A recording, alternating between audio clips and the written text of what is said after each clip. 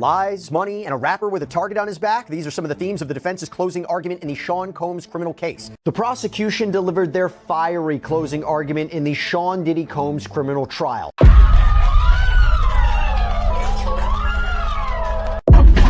Savage! I'm a savage! Oh! I'm a savage! What happens when power, fame, and extreme allegations collide?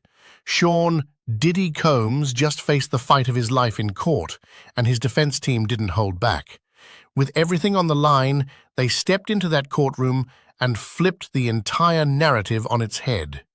Instead of denying the chaos, they leaned into it, arguing that what the world sees as criminal was nothing more than a private lifestyle choice.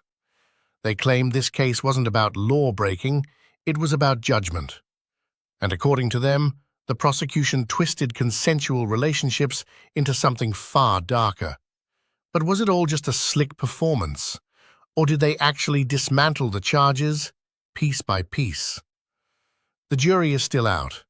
But what happened in that courtroom has everyone talking, and what the defense revealed might just change how this entire case is remembered. Sean Diddy Combs walked into court facing some of the most serious accusations of his life: racketeering conspiracy, sex trafficking, and transporting women across state lines for illicit purposes.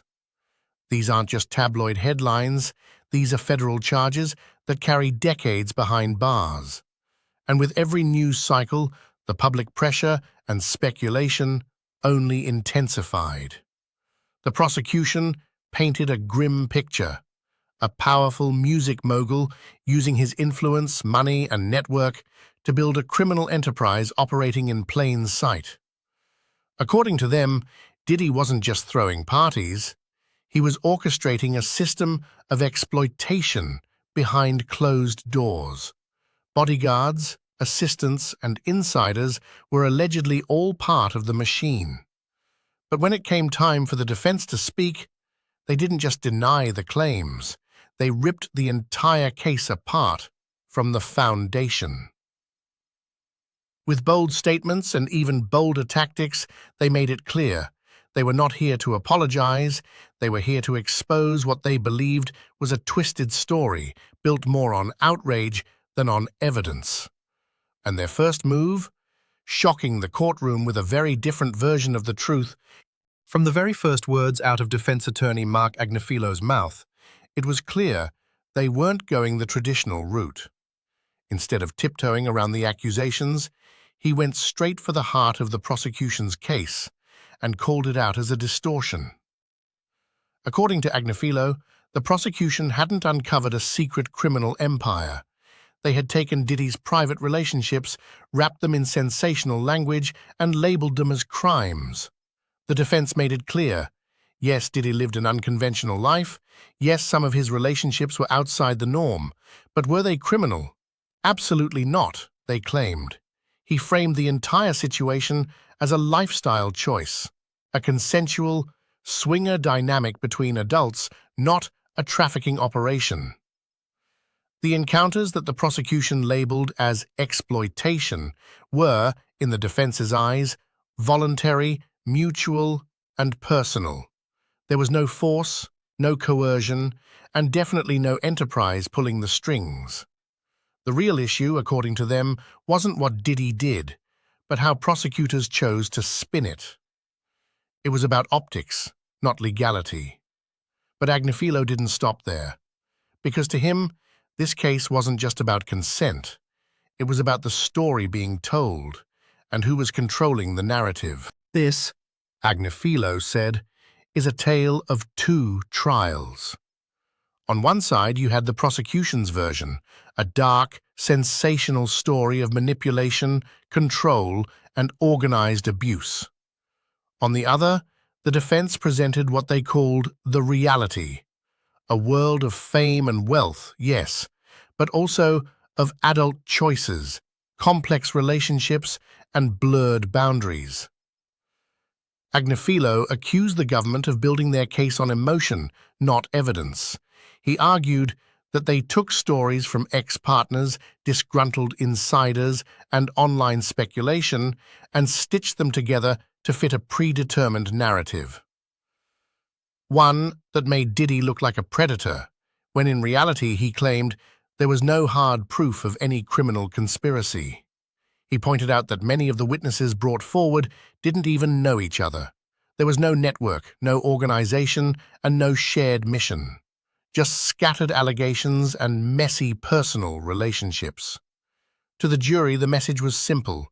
You're not deciding between guilt and innocence, you're choosing between two completely different realities. One built on fear and outrage, and one grounded in facts. But it wasn't just the story that the defense challenged. It was the structure of the entire case. If the prosecution wanted to convince the jury that Diddy was running a criminal enterprise, they had to prove it wasn't just him acting alone. But the defense saw a huge flaw in that plan, and they went straight for it. Agnifilo made it clear. Racketeering is about organized crime. It requires a structure, a hierarchy, and a shared purpose between multiple people. But in this case, Diddy was the only one sitting in that courtroom. No co-defendants, no arrests of supposed co-conspirators, no insiders testifying that they were all in it together. The defense hammered that point. If this was truly a criminal enterprise, where were the rest of the players? Instead, the government was relying on witnesses who didn't claim to be part of any operation. They were former partners, former employees, and sometimes former friends. And even then, their stories didn't align. According to Agnifilo, the prosecution was trying to force puzzle pieces into a picture that didn't exist.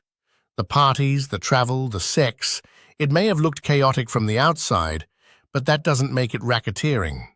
Not without real evidence, not without intent, and without that structure, the entire case starts to fall apart. But if you thought that was bold, wait until you hear how they tackled the most explosive part of the case, the sex trafficking allegations. This was the part of the trial that had everyone holding their breath. The prosecution had painted Diddy as someone who used his power to coerce women into situations they never truly agreed to. But the defense wasn't backing down. They went right into the heart of the most serious allegations involving Cassie Ventura and a woman known in court as Jane. According to Agnifilo, the prosecution made a dangerous leap, taking stories of consensual intimacy and labeling them as sex trafficking. He reminded the jury that both women had, at one point, been in ongoing relationships with Diddy. Relationships that included travel, gifts, and yes, sexual encounters. But were they forced? The defense said, absolutely not. He pointed to a crucial legal line, consent, and more importantly, the ability to withdraw it.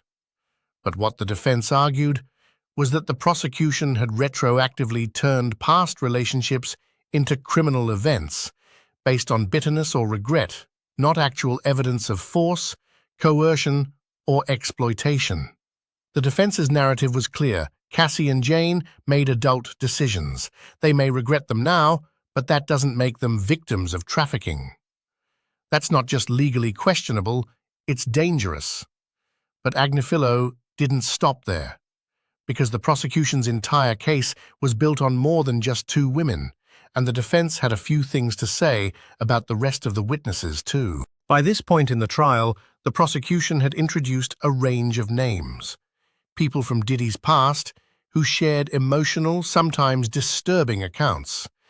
But the defense didn't just dispute the stories, they went after the credibility of the storytellers. Take Capricorn Clark.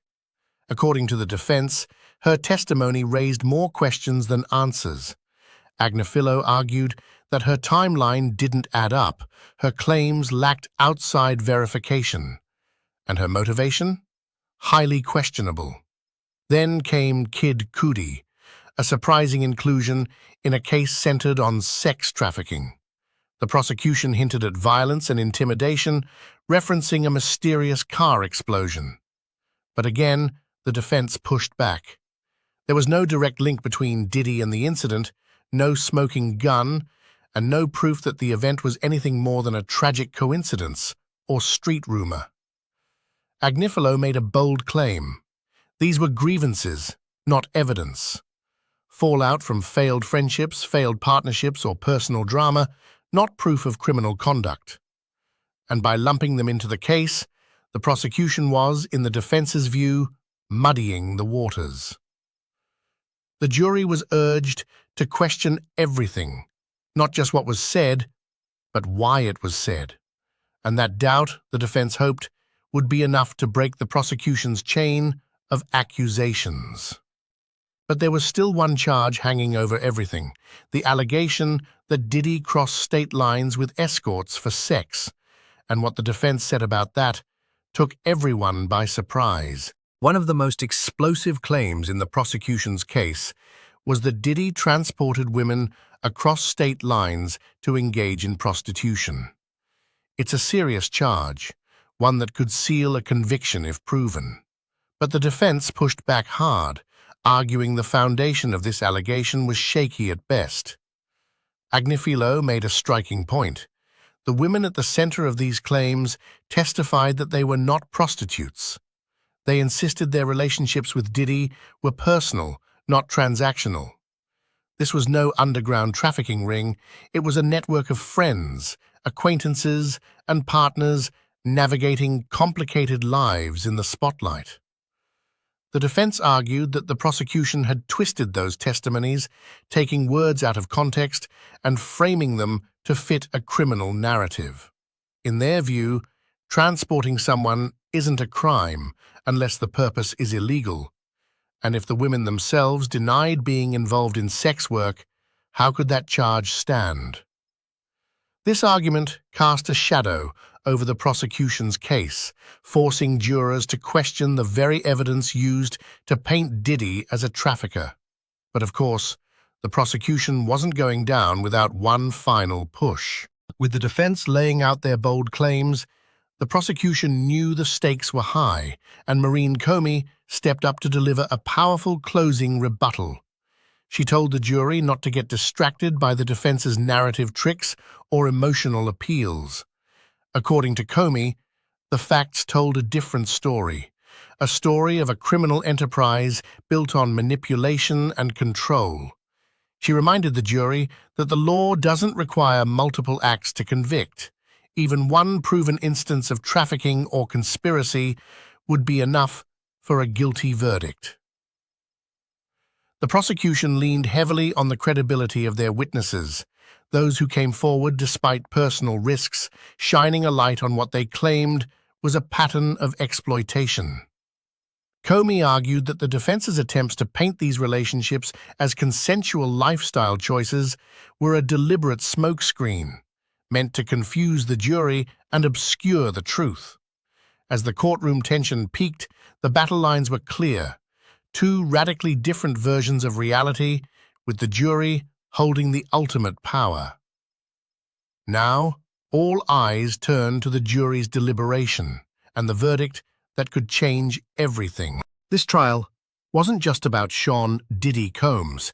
It was a clash of narratives, a legal battle that forced everyone to ask tough questions about consent, power, and where private life ends and criminal behavior begins. The defense painted a picture of personal choice and freedom, challenging the prosecution's claims at every turn. The prosecution stood firm, insisting the evidence revealed a darker truth of exploitation and crime. In the end, the jury holds the key. Their decision will shape not only Diddy's future, but also how similar cases are viewed for years to come. One thing is certain, this story is far from over. The questions raised here will linger long after the courtroom doors close. What do you think? Was this a case of misunderstood relationships or something more? So again, in the text messages, I think the conversation about how stand, he was sitting back in his chair, very relaxed, just hands clasped. From the moment Diddy's legal team began cross-examining Cassie Ventura, it was clear they weren't prepared, and worse, they were desperate. Instead of poking holes in her testimony, they ended up reinforcing it. Case in point, they brought up a freak-off involving baby oil, supposedly to make Cassie look wild and unreliable. But instead, it painted a disturbing picture of the environment Diddy created, one where drugs, coercion, and sexual control were normalized. It backfired completely. Then came the text messages that Diddy's own team submitted into evidence, thinking they'd discredit Cassie. Instead, they lined up with her timeline of abuse almost perfectly. Her stories of manipulation, isolation, and explosive violence weren't just believable. They were now backed up by Diddy's own digital trail. Every attempt to rattle her on the stand only made her more credible. Even the jury seemed to notice the defense fumbling. The lawyers appeared disorganized, their tone erratic, and their strategy confused, like they weren't trying to prove Diddy's innocence, but just throw enough chaos at the wall to see what might stick. At one point, it looked like Diddy's lawyers were trying to turn the courtroom into a circus, and the judge shut it down, fast and hard. The defense strategy was clear: discredit Cassie, confuse the jury, and create enough noise to drown out the truth. But instead of precision, they brought chaos. They bombarded Cassie with out-of-context text messages, irrelevant questions about her past, and even tried to bring up gossip-level rumors, the kind you'd expect to see in a tabloid, not in federal court. They asked her about her wardrobe choices, her social media posts from years ago. Even a photo from a red carpet event was suddenly supposed to prove something about her credibility. Cassie, to her credit, stayed composed, but the tension in the courtroom was undeniable, and the judge wasn't having it. He stepped in, more than once, cutting off Diddy's legal team mid-question. His tone sharpened. He told them to stick to the facts, stop badgering the witness, and in one now viral moment, issued a stern warning. This courtroom is not your PR battlefield. That line hit hard. This isn't just courtroom etiquette, it's a legal signal. When a judge interrupts cross-examination multiple times, it sends a message to the jury. Something is off here, and it's not Cassie. The judge even threatened sanctions at one point, which is rare in a case like this. He made it clear the defense was walking a fine line, and if they kept pushing stunts over substance, there would be consequences. And here's what that really means. Diddy's team is losing control of the narrative.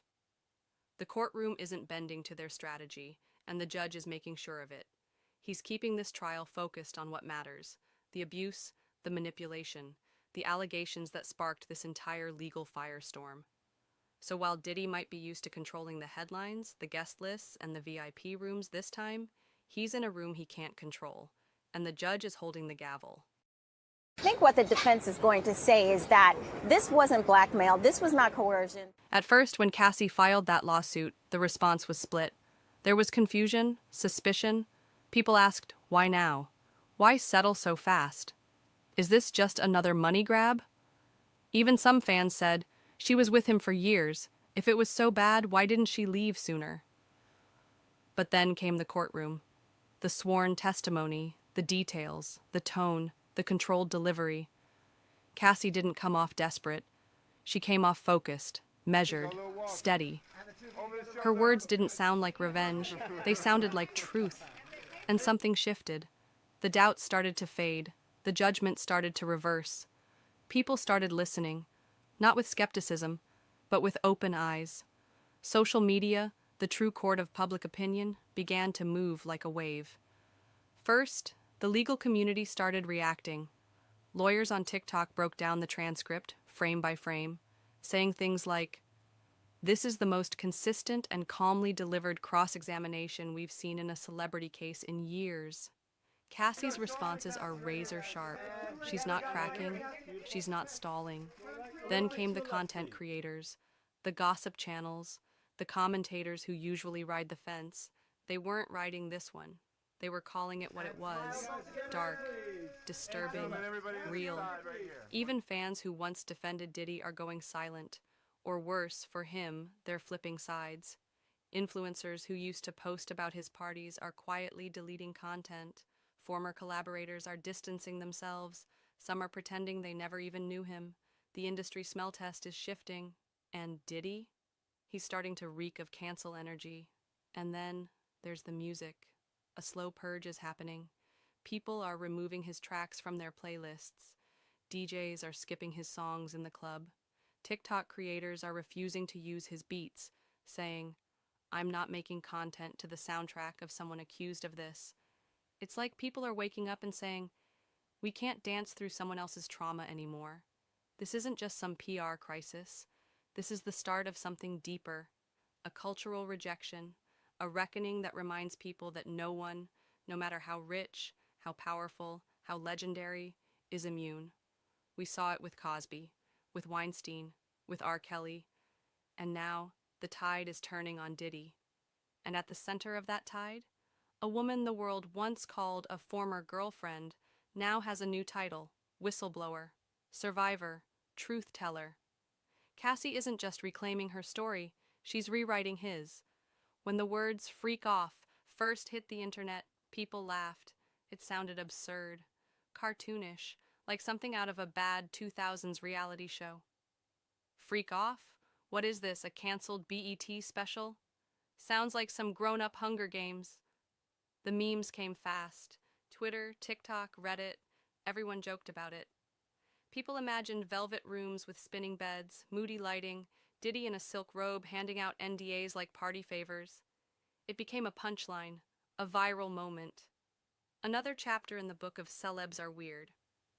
But when those messages, those actual court-admitted messages, were read out loud, and when Cassie, in that cold, echoing courtroom, described what really happened in those so-called freak-offs, the laughing stopped. Suddenly, this wasn't quirky. It was coercive. It wasn't edgy. It was exploitative. Cassie painted a picture that was nothing like the internet fantasy. No orgy for fun atmosphere, no luxury kink club vibes. Instead, she described scenarios that were orchestrated, pressured, and dehumanizing. She talked about being ordered to recruit other women, being filmed without full consent, being expected to perform, being too afraid to say no. And Diddy? He wasn't just a participant. He was the puppet master, curating, controlling, and watching with the kind of detachment that turns pleasure into power. One moment in her testimony hit like a gut punch. I didn't want to do it, but saying no wasn't really an option. That sentence shattered the illusion, because suddenly those freak-offs weren't sex-positive, weren't consensual, weren't just celebrity wildness. They were rituals of control. And now the term freak-off lives in a completely different space online, not as a meme, but as a red flag, a trigger, a phrase that marks the moment pop culture stopped laughing and started looking closer. It's a cultural shift, and it's happening in real time. Influencers who joked about it are now issuing apologies. Podcasters are deleting episodes. Even comedians are saying, "Yeah, maybe this one isn't funny anymore." Because when the fantasy is peeled back and what's left is fear, silence, and coercion, there's nothing sexy about that. The freak-offs are no longer a meme, they're evidence, and the world is finally seeing them that way. Back from that break, he was conferring a lot with his defense counsel, but as soon At first, when the lawsuits dropped and the headlines screamed, "Cassie sues Diddy for abuse," there were defenders. Loud ones, commentators, bloggers, fans, even industry insiders. They rushed in like it was their job. Why now? She stayed, didn't she? She's just mad he didn't marry her. Clout chaser. The usual chorus. And Diddy? He denied it all. Lawyers issued statements. His PR machine went into overdrive, painting the whole thing as extortion. To many, that was enough. The image of Diddy, mogul, bad boy, visionary, businessman, was hard to shake. He changed the culture, they'd say. He's an icon. But now, after this, the videos, the lawsuit details, Cassie's cross-examination, the text messages, the testimonies, the raids, the whispers, the evidence stacking like bricks, the silence is deafening. Where are those same people now? Where are the think pieces defending him? Where are the podcasts dissecting her motives? Gone, deleted, archived, scrubbed. Because suddenly, the cost of defending Diddy publicly is too high. Sponsors are watching. Audiences are less forgiving. And most of all, the truth feels a little too real now. This isn't just some celebrity he said, she said anymore. It's a pattern, a web of accusations spanning decades. And people are starting to connect the dots. Even fans who once idolized him are saying, I don't know, something feels off. Because it's not just Cassie. It's his former employees, other exes, producers, models, party guests, even former friends who now say, yeah, we saw stuff. We just didn't say anything back then. And now the people who once screamed false accusations are whispering, maybe we got it wrong. This is what happens when the benefit of the doubt finally runs out. And for Diddy, it may already be too late to get it back. Cassie was the first to say it all out loud, but she wasn't the only one living it, because the moment her lawsuit hit, it was like a dam broke. More women stepped forward, quietly, anonymously, fearfully. And their stories, they didn't just sound similar, they rhymed. Same setting. Penthouses, studios, hotels, private jets. Same tactics. Control, manipulation, gaslighting. Same punishment, emotional warfare, violence, threats. And often, the same outcome. Silence bought with NDAs, hush money, or pure fear. And then came the raids, the Homeland Security involvement, the sudden interest from federal authorities. What they were looking for? We still don't know. But the timing? Chilling. Because suddenly, Cassie's story wasn't a one-off. It was the tip of a very dark iceberg. Former bad boy employees started hinting at things they saw but didn't understand at the time. Studio engineers remembered screams behind locked doors. Security staff recalled unusual requests. Models who once smiled in Diddy's videos began telling a different version of those nights. Women who hadn't spoken in over a decade were finally ready to say, "It happened to me too." And all of it echoed the same themes: power, control, dehumanization. This wasn't about parties. It wasn't about industry drama. It was about survival. And the scariest part? Some of these stories go back over 20 years. They were whispered, dismissed, forgotten, because the man at the center was just too rich, too famous, too untouchable. Until now. Now the whispers have become a chorus, and that chorus is saying, Cassie wasn't the first. She just refused to be the last. Relatively gentle, but here was a woman who is a mother now. What makes this story even more jaw-dropping isn't just the abuse and coercion allegedly endured by Cassie and others. It's how long this darkness stayed hidden in plain sight, lurking behind the glitz and glam of the music world. For years, those closest to the scene whispered warnings, but the public never heard the truth. Why? Because when you're dealing with a figure like Diddy, one of the most powerful men in the entertainment business, speaking out can come at an enormous cost. The music industry has long been a place where loyalty, power, and image are fiercely guarded. Insiders tell us that red flags about Diddy's behavior had been floating around for years. Rumors of control, manipulation, and even abuse. But those whispers were met with silence. People knew something wasn't right, yet the fear of retaliation, career damage, or being blacklisted kept them from speaking up. The unspoken rule was simple: don't rock the boat when the kingpin is at the helm. Managers, record label executives, producers, and even fellow artists often turned a blind eye. They dismissed the rumors as industry gossip or tabloid nonsense, but behind closed doors, many had serious concerns. Yet, the culture around Diddy was one of absolute loyalty. To challenge him was to risk everything. "He's untouchable," said one source who asked to remain anonymous. People didn't want to lose their careers or the perks that came with being in his inner circle. What's more chilling is that this silence was not just passive complicity, it was actively enforced. Documents leaked in recent weeks reveal that non-disclosure agreements were routinely handed out to those who might have information damaging to Diddy's reputation. Legal teams worked relentlessly to cover up stories that could have blown the lid off years ago. Industry insiders paint a picture of a carefully crafted empire where power dynamics kept victims silent and shielded the man at the center. The public only saw the dazzling side: sold-out shows, luxury yachts, red carpet moments, and massive business deals. Behind the scenes, however, there was a different story, one of pain and control hidden beneath the veneer of success. But now, as the courtroom drama unfolds and more testimonies come to light, the walls are beginning to crumble.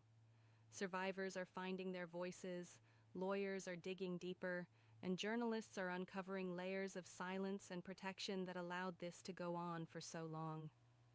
This reckoning is sending shockwaves through the music industry. Questions are being asked about how such power could be wielded unchecked for so long. Calls for systemic change and greater accountability are growing louder, and it's becoming clear that the era of silence and protection for powerful men in entertainment is finally ending. One insider put it simply, "This isn't just about Diddy anymore. It's about a whole system that allowed abuse to thrive, and that system is about to be exposed." The question now is whether the industry will learn from this or continue to turn a blind eye. One thing's for sure: the people who stayed silent for so long won't be able to do so much longer. The court of public opinion and justice is watching closely. Was said so far inside that courtroom. So, as I was mentioning, As the trial intensifies, one figure stands out as a force trying to keep this sprawling courtroom drama from spiraling completely out of control: the judge. From day one, the judge has made it clear that patience is wearing thin, especially when it comes to the defense team's repeated delays and last-minute tactics. You can almost feel the tension in the courtroom every time the judge addresses the defense lawyers: stern, no nonsense, and visibly frustrated. This trial isn't just a procedural headache. It's a high-stakes battle with a potential life sentence on the line, and the judge is determined to keep things moving efficiently, especially considering Cassie's advanced pregnancy. At any moment, she could go into labor, and that adds a whole other layer of urgency to this already complicated case. The judge's patience was put to the test when the defense team shocked the court by submitting a staggering 400 new exhibits overnight. Yes, 400 pieces of evidence, all dumped at the 11th hour in an attempt to undermine Cassie's testimony. This move didn't just ruffle a few feathers, it ignited outright fury from both the prosecution and the bench. The judge slammed the defense for these blatant delay tactics, accusing them of trying to run out the clock and derail the trial's timeline. "You told me you'd be done by Friday," the judge snapped, refusing to let the defense push this out any longer. He limited their cross-examination time to just the next day and Friday morning, no extensions. This stern rebuke exposed a glaring weakness in the defense's strategy, a lack of preparation and coherence. Throughout the trial, the defense has seemed scattered, struggling to present a focused narrative or effective evidence. Their opening statement alone took an hour, filled with meandering points and confusing rhetoric, while the prosecution's was tight, clear, and punchy, clocking in at just 30 minutes. The contrast couldn't be more telling. This defense is grasping at straws, desperately trying to prove that Cassie was a willing participant in the chaotic, often abusive, freak-off lifestyle, rather than a victim coerced into it. The judge's push to keep the trial moving fast isn't just about procedure, it's about fairness and the reality of Cassie's condition. Everyone knows this trial could drag on for weeks or even months, but with Cassie 8.5 months pregnant, the timeline simply can't stretch indefinitely. The judge's firm stance sends a clear message. This case demands respect for its victims and the truth, not endless delays. The atmosphere in the courtroom reflects this pressure. You can see it in the tired eyes of attorneys rushing through evidence, the tension between defense and prosecution growing thicker, and in Cassie herself, who is clearly fatigued but resolute. Every moment counts now, and the judge's no-nonsense approach is the only thing holding this complex case together. This isn't just a trial about allegations anymore. It's a race against time to deliver justice before circumstances shift. The judge's role has become pivotal, balancing the rights of the accused with the well-being of the witness, and trying to prevent this high-profile case from becoming a drawn-out spectacle. As this chapter unfolds, one thing is certain: the courtroom drama will only intensify, and every second will count. Will the defense find the breakthrough they desperately need in this shrinking window? Or will the prosecution's narrative, bolstered by the judge's firm hand, continue to hold strong? The countdown has begun, and the whole world is watching. Something massive just hit the entertainment world, and this time, it's not a rumor. Justin Bieber has officially broken his silence about the allegations surrounding Sean Diddy Combs. For years, whispers followed Bieber, cryptic tweets, emotional breakdowns, and that eerie 2010 moment when Diddy said Justin knew better than to talk. But now, he's talking. Bieber just issued a bombshell statement, and while he denies being a victim, the truth might be even darker. What did Diddy really do? And why did Justin stay quiet until now? It was 2009. Justin Bieber was the 15-year-old global sensation, baby-faced, singing about puppy love, just starting to navigate the chaos of fame. And suddenly, he's being introduced to the world of Sean Diddy Combs. One clip in particular has resurfaced, a now infamous moment from Jimmy Kimmel Live. Diddy sits beside a teenage Justin and says to the camera, "He's gonna be with me for 48 hours. I just bought him a Lamborghini. We're gonna go buck full crazy." Then he adds something even more eyebrow-raising. He knows better than to talk about what Big Brother Puff does on national TV. Laughter followed. Applause. It was dismissed as another flashy celebrity moment. But now, people are re-watching that video, and the tone has changed completely.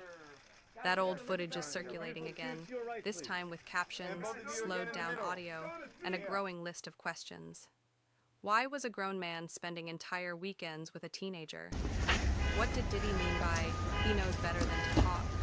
Why were so many details kept off camera? In 2009, it felt like Hollywood excess. Today, in the shadow of lawsuits, federal raids, and mounting allegations, it feels like a red flag. Fans aren't just curious anymore. They're alarmed. The Lamborghini gift, the cryptic comments, the 48 hours together with no adults from Bieber's camp visibly present. And here's the part that's hard to ignore. Diddy didn't say, "We're going to a party," or "I'm mentoring him." He said they're going to go buck full crazy. That's not mentorship. That's something else. And when you stack that moment against what we know now, Cassie's lawsuit, the disturbing accusations from other artists, and the sealed NDAs, it paints a very different picture. This wasn't just a one-off hangout. This was part of a much bigger, much darker pattern that's only now coming to light. The internet is piecing things together. And suddenly, an old late-night interview is starting to look like a chilling warning that no one recognized in time. When Cassie filed her lawsuit in late 2023, it sent shockwaves through the entertainment industry. The 29-page complaint wasn't just explosive, it was terrifying. She accused Sean Diddy Combs of rape, years of coercion, and a cycle of manipulation that began when she was just 19. She claimed he controlled every part of her life, from her music career to her romantic relationships, even her movements. Cassie described a decade of isolation, emotional abuse, and disturbing freak-offs, where she says Diddy forced her into violent and degrading sexual acts, sometimes with strangers, while he watched. And then, in a move no one saw coming, the lawsuit was settled in less than 24 hours. No trial, no testimony, no discovery, just gone, almost overnight. For many, that raised more questions than it answered. Why settle so quickly if the allegations were false? Why not clear your name publicly? And why had so many whispers about Diddy's parties, boys' club, and secret behavior gone ignored for so long? Suddenly, everyone who'd worked with him, from music execs to stylists to security guards, started revisiting their stories. People who had been silent for years started talking. And Cassie wasn't alone. In the weeks after her lawsuit, multiple new accusers came forward. A woman claimed Diddy drugged and assaulted her at a college party in the 1990s. Another said she was gang raped by Diddy and Aaron Hall. Former employees described bizarre house rules, blacked out SUV pickups, phones being confiscated at the door, and a constant presence of NDAs. It was becoming a pattern, one that spanned decades. And this time, the industry wasn't able to brush it under the rug. because these allegations weren't coming from tabloids. They were coming from legal documents, courtrooms, and people who finally had enough of the silence. Diddy went from being the flashy mogul in the fur coat to the face of one of the most disturbing scandals in modern music history. And with each new revelation, the question grew louder. How many people knew? How many looked away? And how much was everyone willing to ignore just to stay close to the power? It all came crashing down on March 25th, 2024. Federal agents in black tactical gear stormed Diddy's homes in Los Angeles and Miami. Helicopters hovered overhead. Doors were kicked in. Footage of his sons being handcuffed and led outside exploded across every social media platform within minutes. The world watched in real time as the empire began to crumble. This wasn't a PR issue anymore. This was the Department of Homeland Security executing a federal raid. Why? Because the allegations had crossed over from civil court into criminal territory. Investigators were reportedly looking into serious accusations, sex trafficking, illegal firearms, and even potential RICO violations, the kind usually reserved for mobsters and cartels. Sources said the feds had been quietly investigating Diddy for months. They'd been interviewing former bodyguards, assistants, dancers, anyone who had worked behind closed doors. They wanted to know who attended the parties, who handled the travel, the drugs, the NDAs, and most of all, who helped cover it all up. Inside his homes, agents seized cell phones, hard drives, surveillance systems, anything that could hold years of encrypted secrets. And suddenly, celebrities who once bragged about partying with Diddy were deleting photos, scrubbing mentions, going silent. Because everyone knew, when the feds raid a billionaire's house, they're not just fishing. They come with receipts. And rumors were flying. Some said there were hidden cameras in the house. Others said Diddy had a team of fixers who made problems disappear. One report even suggested he kept folders on his guests, insurance in case anyone ever turned on him. If that's true, the contents of those hard drives could expose not just Diddy, but a network. A network of people who showed up, stayed quiet, and helped maintain the illusion. And for the first time in his 3-decade career, Diddy wasn't in control of the story. The days after the raid felt like a free fall. Sponsors vanished. Brand deals evaporated. Ciroc, the vodka that Diddy had spent years turning into a lifestyle symbol, cut ties quietly. His business empire, once built on champagne toasts and exclusive after-parties, was suddenly radioactive. Media outlets scrambled. News anchors who used to praise Diddy's mogul status were now running specials about his alleged double life. And then came the legal avalanche. Lawsuit after lawsuit, allegations from women and men, claims going back decades, each one painting the same chilling pattern: grooming, coercion, abuse, NDAS, payoffs, silence. But the silence was breaking. People who had been afraid for years were now speaking up.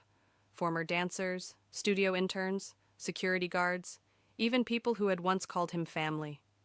The floodgates had opened, and while Diddy's legal team was working overtime to deny every charge, one thing was undeniable. The myth of the untouchable mogul was shattered.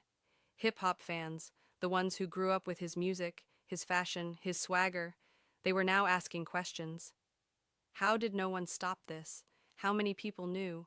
Why was power allowed to cover up pain for so long? Meanwhile, online, the memes were savage, but underneath the humor was a sense of disbelief and rage, because for years Diddy had been celebrated as a survivor, a kid from Harlem who made it out and built an empire. But now, people were wondering what he built it on, and worse, how many people he destroyed along the way. This wasn't just a scandal, it was a reckoning. And in the court of public opinion, the verdict was already in. Diddy wasn't just in trouble, he was done. So now the question echoes. What happens to Sean Diddy Combs? Can a man who once defined an era, who turned himself into a billion-dollar brand, survive this? Right now, Diddy is a ghost in plain sight. No red carpets, no Instagram lives, no press releases, just silence and lawyers.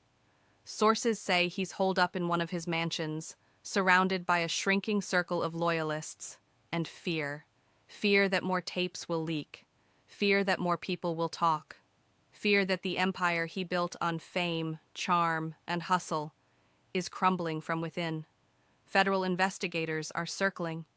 There are whispers of criminal charges, and behind closed doors, big names in music and fashion, the ones who used to take his calls, are cutting him off. Quietly, permanently. Because in today's world, reputation is currency. And Diddy's is bankrupt. His name used to open every door. Now it's met with silence. Or worse, disgust. And the people who once admired him? They're wondering if the man they cheered for ever really existed. Or if it was all just smoke, mirrors, and NDAs. Can he come back from this? In Hollywood, people love a redemption arc.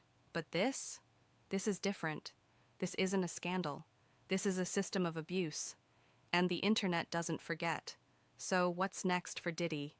Right now, he's not planning his comeback. He's fighting for his freedom. And no matter how good your lawyers are, when the truth catches up, there's nowhere to run. This isn't just about Diddy. It's about the system that let him thrive.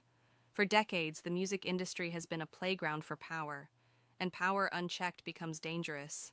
How many artists stayed silent to protect their careers? How many victims were paid to disappear? How many red flags were ignored? Because someone was too famous to fail.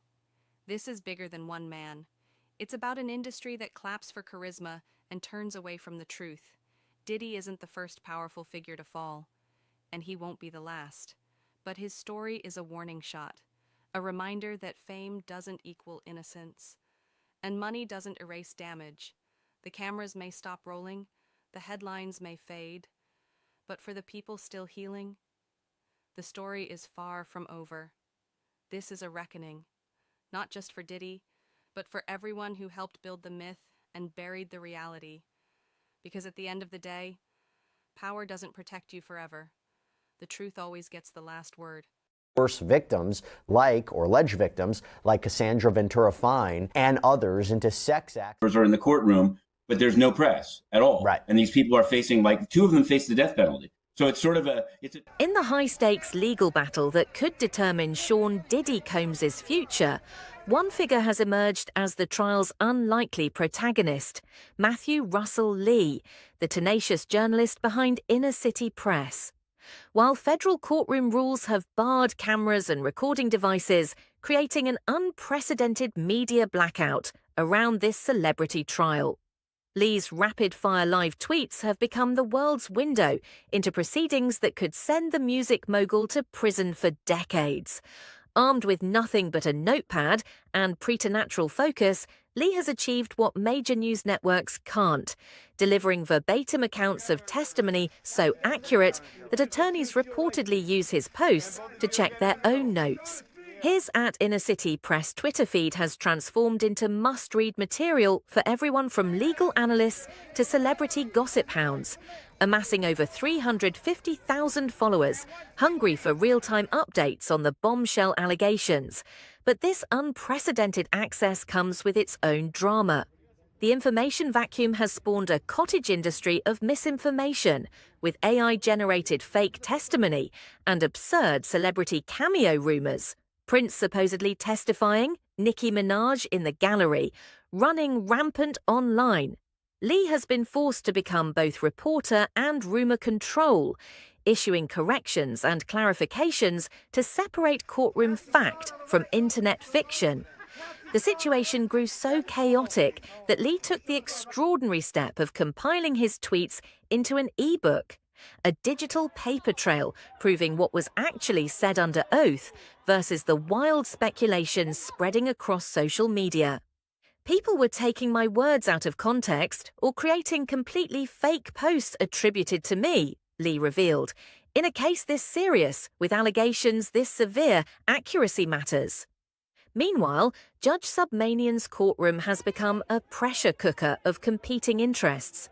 a coalition of media giants fought unsuccessfully for access to the now infamous freak-off tapes, while the judge sternly warned against any attempts to identify jurors, a directive that came as online sleuths were already dissecting every available detail about the anonymous panel.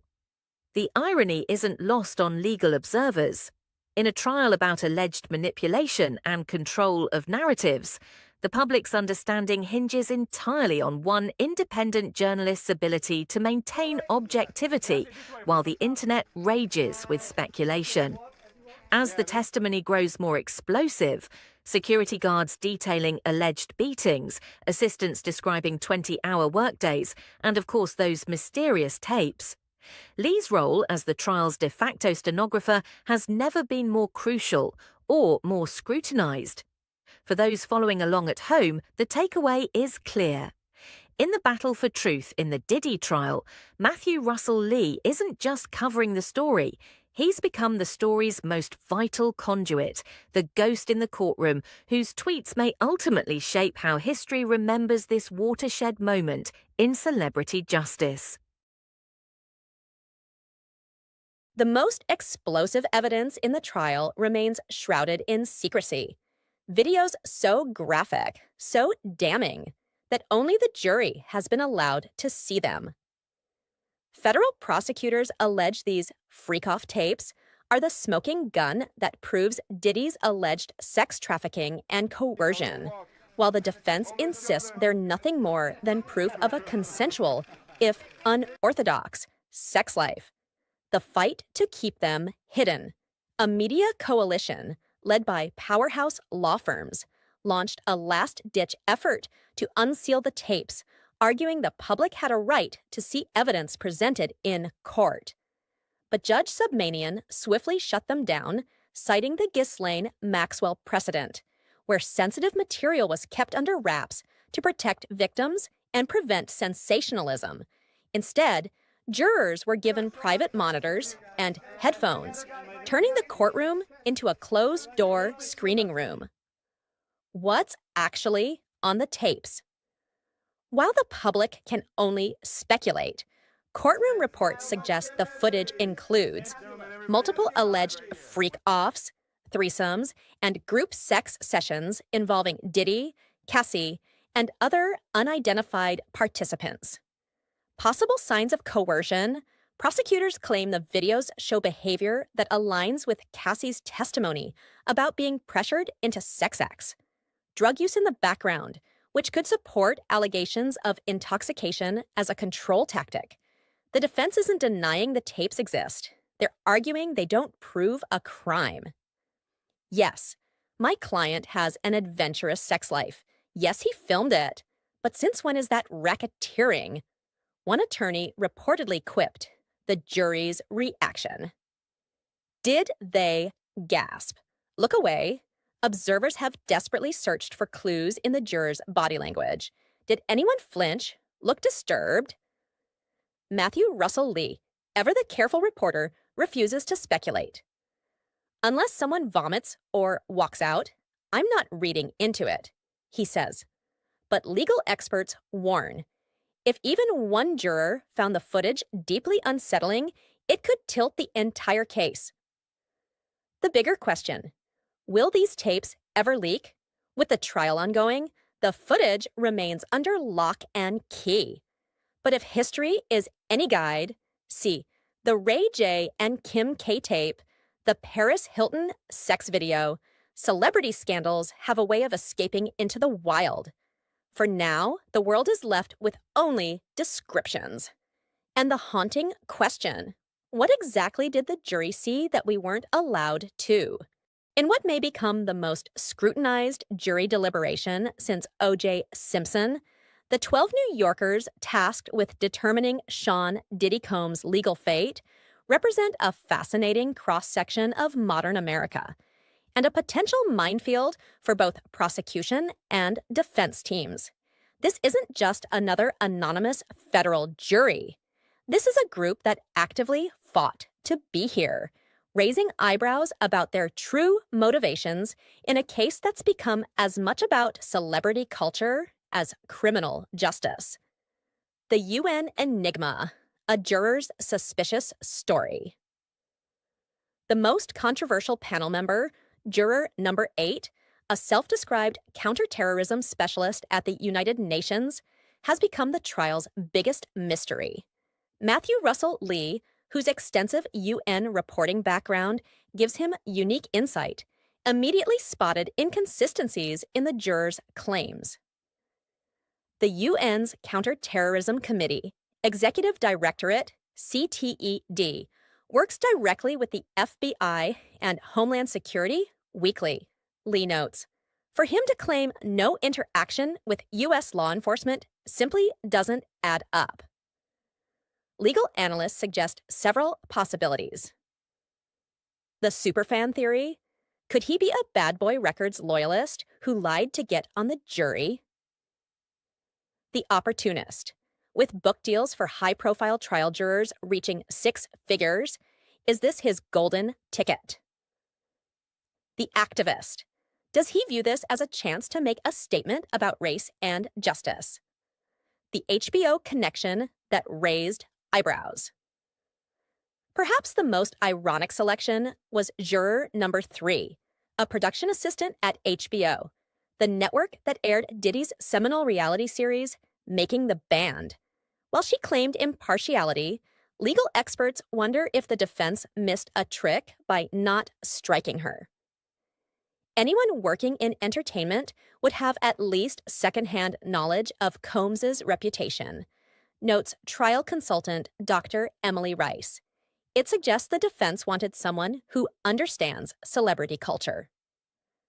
The social media generation takes the box. The panel includes several digital natives whose media consumption habits could dramatically impact deliberations. A 24-year-old graphic designer who admitted getting most news from TikTok. A Gen X social media manager who follows multiple hip-hop news accounts. A millennial teacher active in online Me Too discussions. This might be the first federal trial where jurors are more likely to recognize Cassie from Instagram than from music charts, observes cultural critic Mark Blankenship. The judges' losing battle for anonymity. Judge Submanian's repeated warnings about juror privacy have crashed against the realities of our digital age. Within hours of selection, LinkedIn searches matched professional backgrounds, facial recognition apps identified potential social media profiles. Online forums buzzed with speculative connections. The idea of an anonymous jury is almost quaint in 2024, says cybersecurity expert Priya Chaudhry. Unless you sequester them completely, their digital footprints are unavoidable. The defense's high-stakes gamble. Legal analysts are divided on whether the defense team's jury strategy was brilliant or reckless. For the strategy, they may have wanted jurors familiar with hip-hop culture's complexities. Against it, younger jurors tend to be more receptive to out Me Too narratives. Wild card. The TikTok generation might view Diddy as an outdated figure rather than an icon. The specter of celebrity justice. This jury faces unprecedented pressures. They know their decision will trend globally on social media. They're aware of the intense public interest and potential backlash. They must separate the Diddy of the courtroom from the Diddy of pop culture lore. As jury consultant David Fleck observes, they're not just judging the evidence, they're deciding whether to cancel a cultural institution. Could this end in hung jury chaos? The combination of strong personalities and potential hidden agendas has legal experts concerned. Just one Diddy loyalist could deadlock deliberations. A single Me Too advocate might refuse to compromise. The social media savvy jurors could dominate discussions, with sentencing guidelines suggesting decades in prison. If convicted, this jury doesn't just hold Diddy's future in their hands. They may set a precedent for how celebrity justice works in the social media age. The final question: justice or spectacle? As the trial enters its final phases, one thing is clear. This jury was never going to be a group of disinterested citizens. Whether they become remembered as heroes of accountability or cautionary tales of celebrity obsession remains to be seen. But in a case that's blurred the lines between courtroom and cultural moment, their every expression, every note taken, every reaction to testimony is being analyzed like never before, making them perhaps the most fascinating character. The prosecution's strategy in United States versus Sean Combs isn't just about securing a conviction.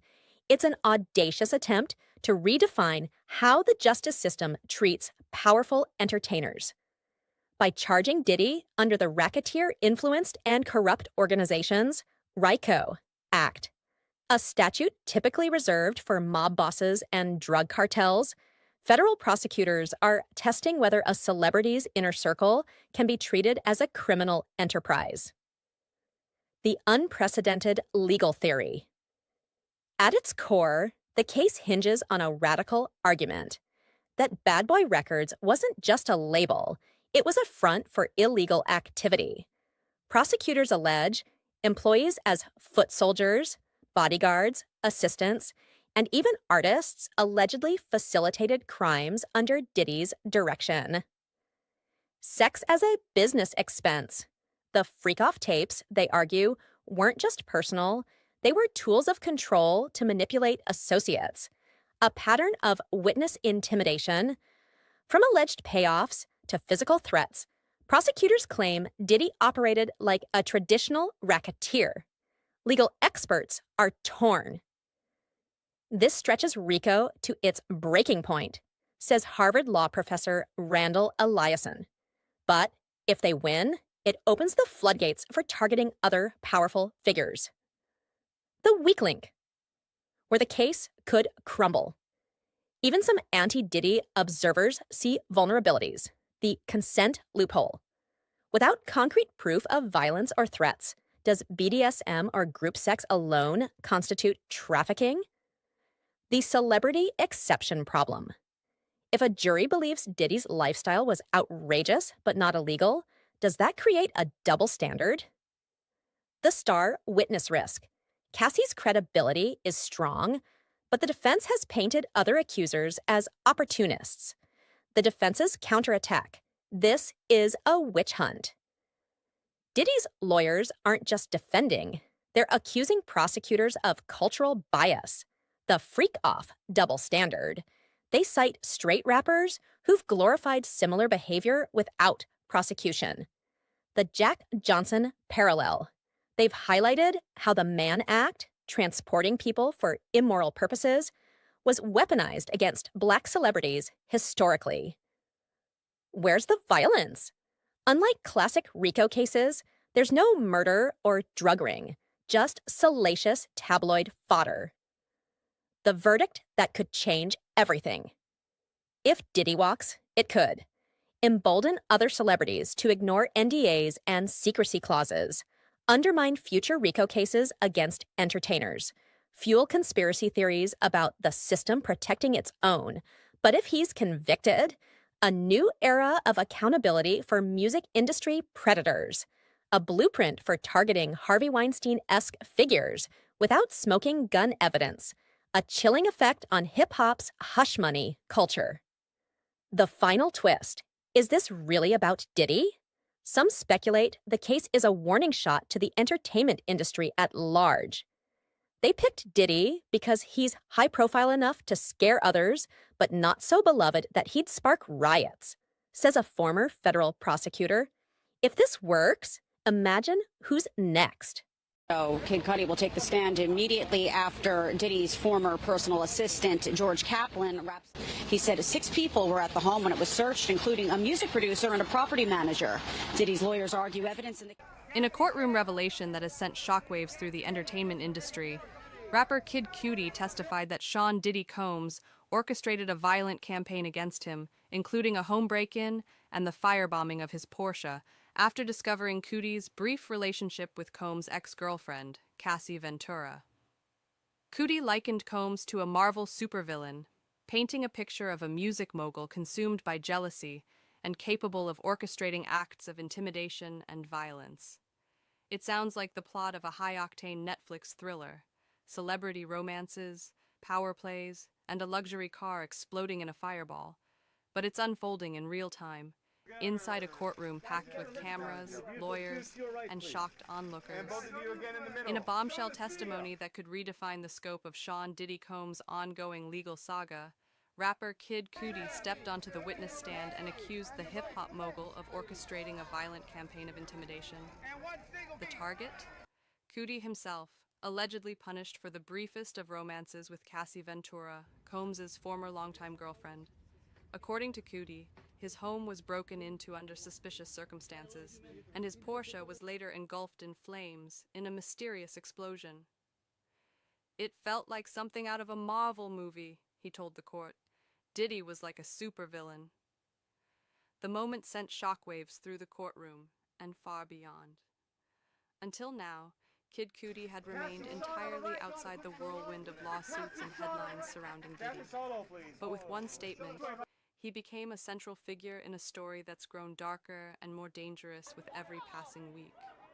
The implication that Combs may have used his influence and resources to retaliate against someone merely for dating his ex isn't just scandalous, it's chilling. And it supports a pattern that prosecutors say is becoming impossible to ignore. Behind the glitz and Grammy wins, there may lie a legacy of fear, manipulation, and unchecked power. This isn't the first time Cassie Ventura's name has surfaced in the case, but Cudi's testimony reframes everything.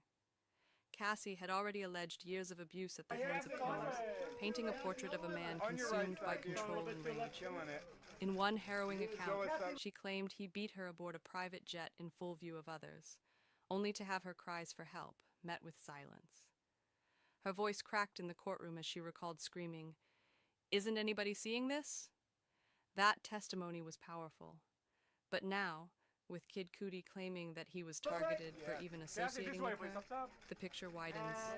It's not just about a toxic relationship, it's about a man allegedly willing to destroy lives to maintain control over anyone who dares to disobey. And the legal stakes couldn't be higher. Combs is already facing a gauntlet of civil and potential criminal charges, everything from sexual assault to sex trafficking and racketeering. His legal team continues to deny the claims, insisting they are unfounded and opportunistic. But with each new revelation, public opinion grows more skeptical, and the court of public judgment looms large. If Cudi's allegations are corroborated, or if prosecutors can link the vehicle bombing to Combs, it could shift the case from a celebrity scandal into the realm of federal investigation. This isn't just about tabloid fodder anymore. It's about what happens when power shields someone from accountability for decades. As the trial continues, all eyes are back on Diddy, but the industry is watching too, nervously. The courtroom may be where the legal battles are fought, but the fallout is rippling across Hollywood, music studios, and social media feeds. Kid Cudi's testimony may just be the beginning. If his story unlocks a floodgate of new allegations or witnesses, we could be witnessing not just the fall of one man, but a reckoning for an entire era of celebrity culture built on silence, fear, and loyalty to the wrong people. Before Kid Cudi ever took the stand, it was Cassie Ventura's voice that cracked open the fortress surrounding Sean Diddy Combs.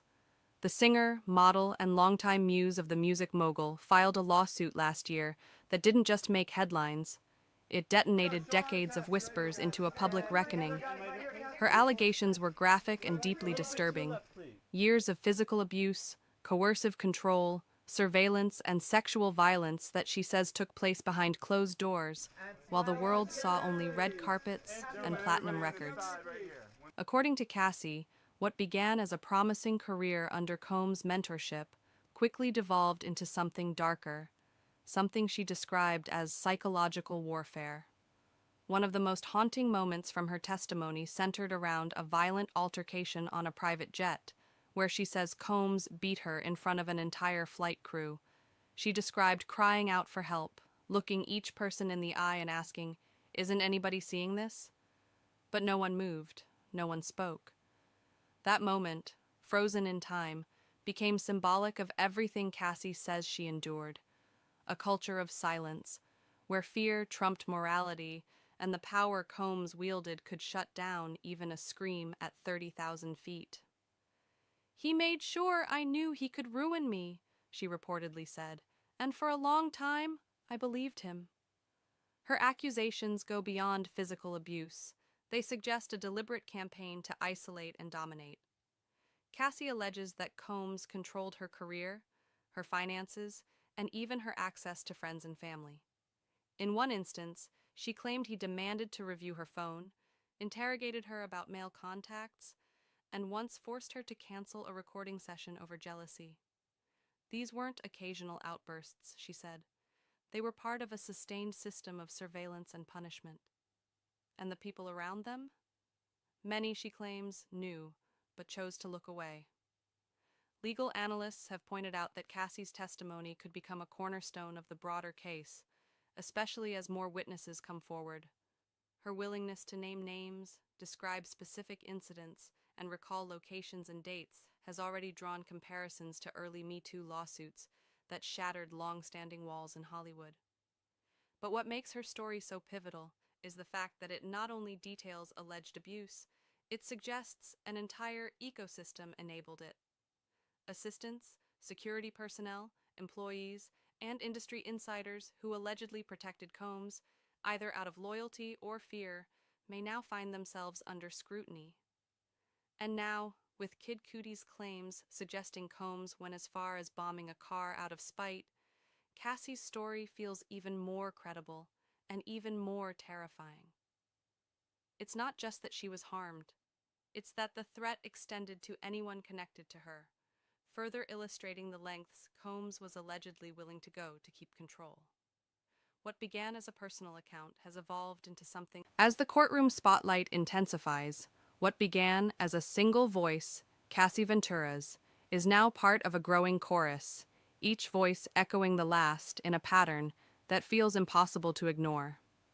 With every new testimony and civil complaint, the allegations against Sean Diddy Combs shift from isolated accusations to a portrait of systemic abuse cloaked in celebrity and power.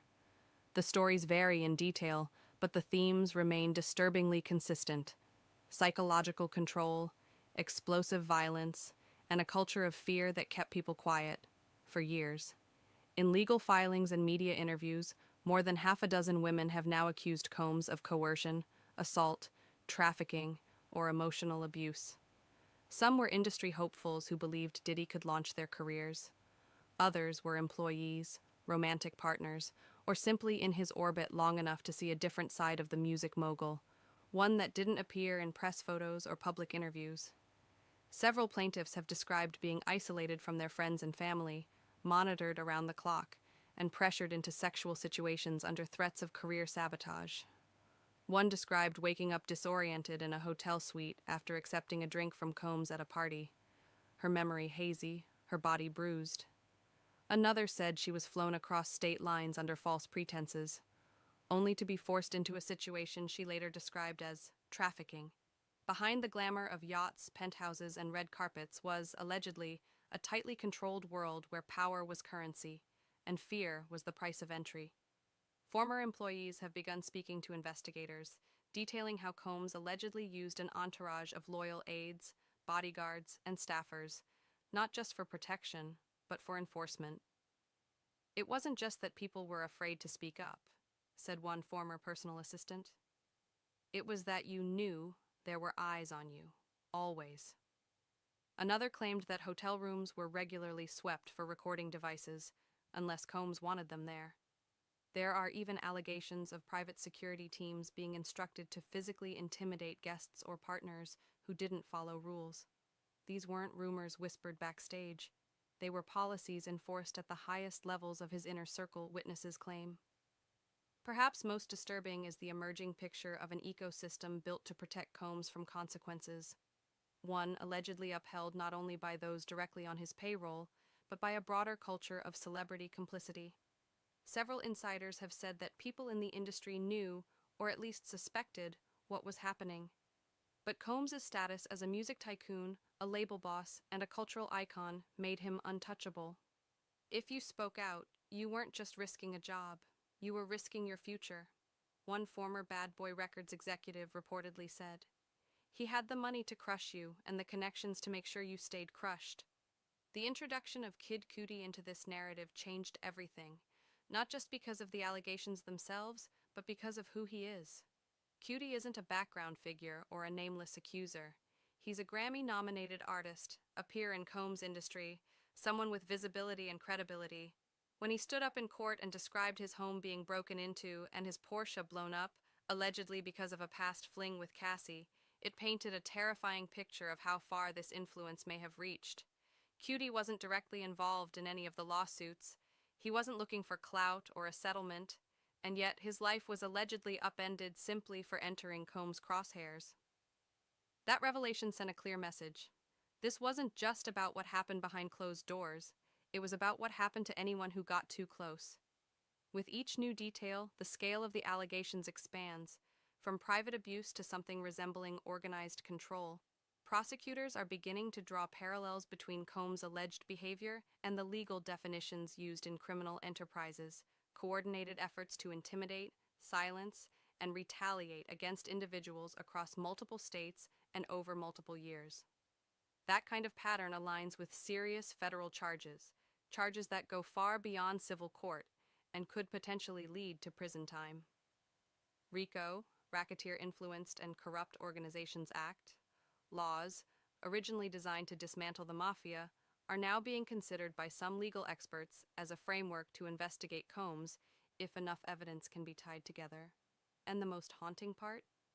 We may still be hearing only a fraction of the full story. Several known associates have reportedly declined to testify or speak on record, fearing retaliation, public scrutiny, or legal consequences. Some are rumored to be negotiating immunity or preparing their own lawsuits. The silence isn't proof of innocence, critics argue. It's proof of how long power has kept the truth buried. But the dam appears to be breaking. The courtroom drama may feel like a spectacle pulled straight from the tabloids, but make no mistake. What's unfolding could become one of the most consequential legal sagas in modern entertainment history. As the walls close in on Sean Diddy Combs, the stakes have grown exponentially. This is no longer about a single civil suit or a series of unflattering headlines. With mounting evidence, high-profile testimonies, and federal attention looming, Combs could soon be facing charges that carry years, or even decades, of prison time. At the heart of it all is one question. Will the law catch up to one of the most powerful men in hip-hop? At present, Combs is juggling multiple civil lawsuits across various jurisdictions, all alleging forms of sexual misconduct, trafficking, and psychological abuse. While these suits are not criminal charges, the sheer volume and overlap of their claims have triggered deeper legal scrutiny.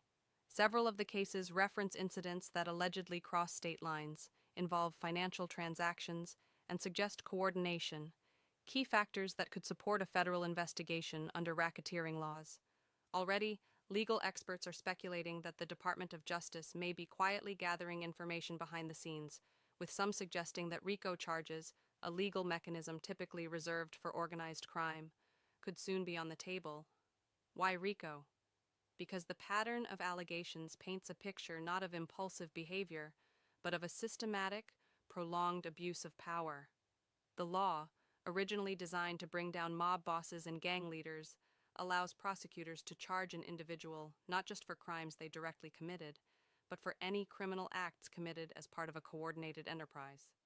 If Combs' entourage, employees, or associates are found to have helped facilitate abuse, conceal evidence, or intimidate victims, prosecutors could argue that this was a criminal organization, one that used celebrity as a shield and fear as its fuel. And under RICO, those found guilty can face up to 20 years per racketeering count. What's more, the financial fallout alone could cripple Combs' empire, even if he never sees the inside of a prison cell. Lawsuits of this magnitude often result in multi-million-dollar settlements, especially if victims can prove damages to their careers, mental health, or safety. Already, rumors are swirling that several plaintiffs are preparing class action filings, which would allow multiple victims to sue Combs jointly. Add to that the possibility of asset seizures, court-ordered injunctions, and brand partnerships evaporating overnight, and you begin to see the scale of what's at risk. We're talking about an empire built over 3 decades, bad boy records, Ciroc vodka deals, clothing lines, media ventures, potentially collapsing under the weight of legal accountability. But perhaps the most dangerous threat Combs faces is not in the courtroom. It's in the court of public opinion. With every headline, every testimony, and every shocking new allegation, his carefully curated image is unraveling. For years, Diddy was seen as untouchable, a music mogul, a businessman, a cultural icon. But now, the same charm and confidence that made him beloved are being reinterpreted as signs of control, manipulation, and ego. Corporate partners are already distancing themselves, fans are demanding accountability, and the media frenzy shows no signs of slowing down. Even if he beats the legal system, the brand damage may be irreversible. And it's not just Combs who should be nervous. As this case escalates, it threatens to expose others who stood beside him, those who enabled, protected, or ignored the signs.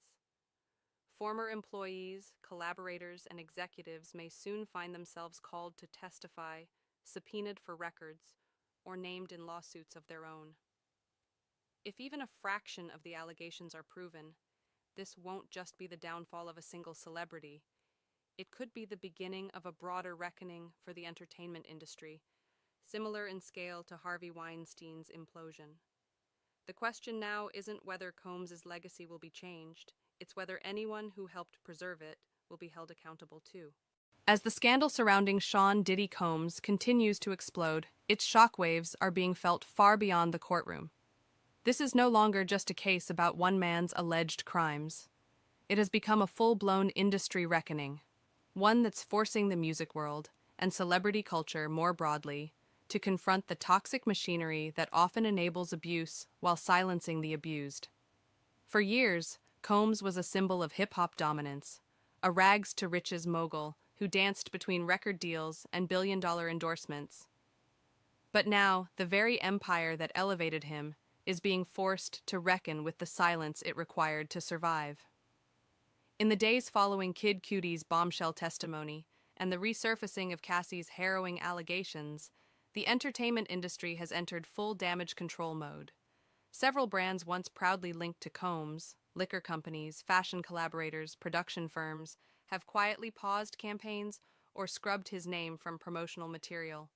Artists who once called him a mentor are suddenly distant.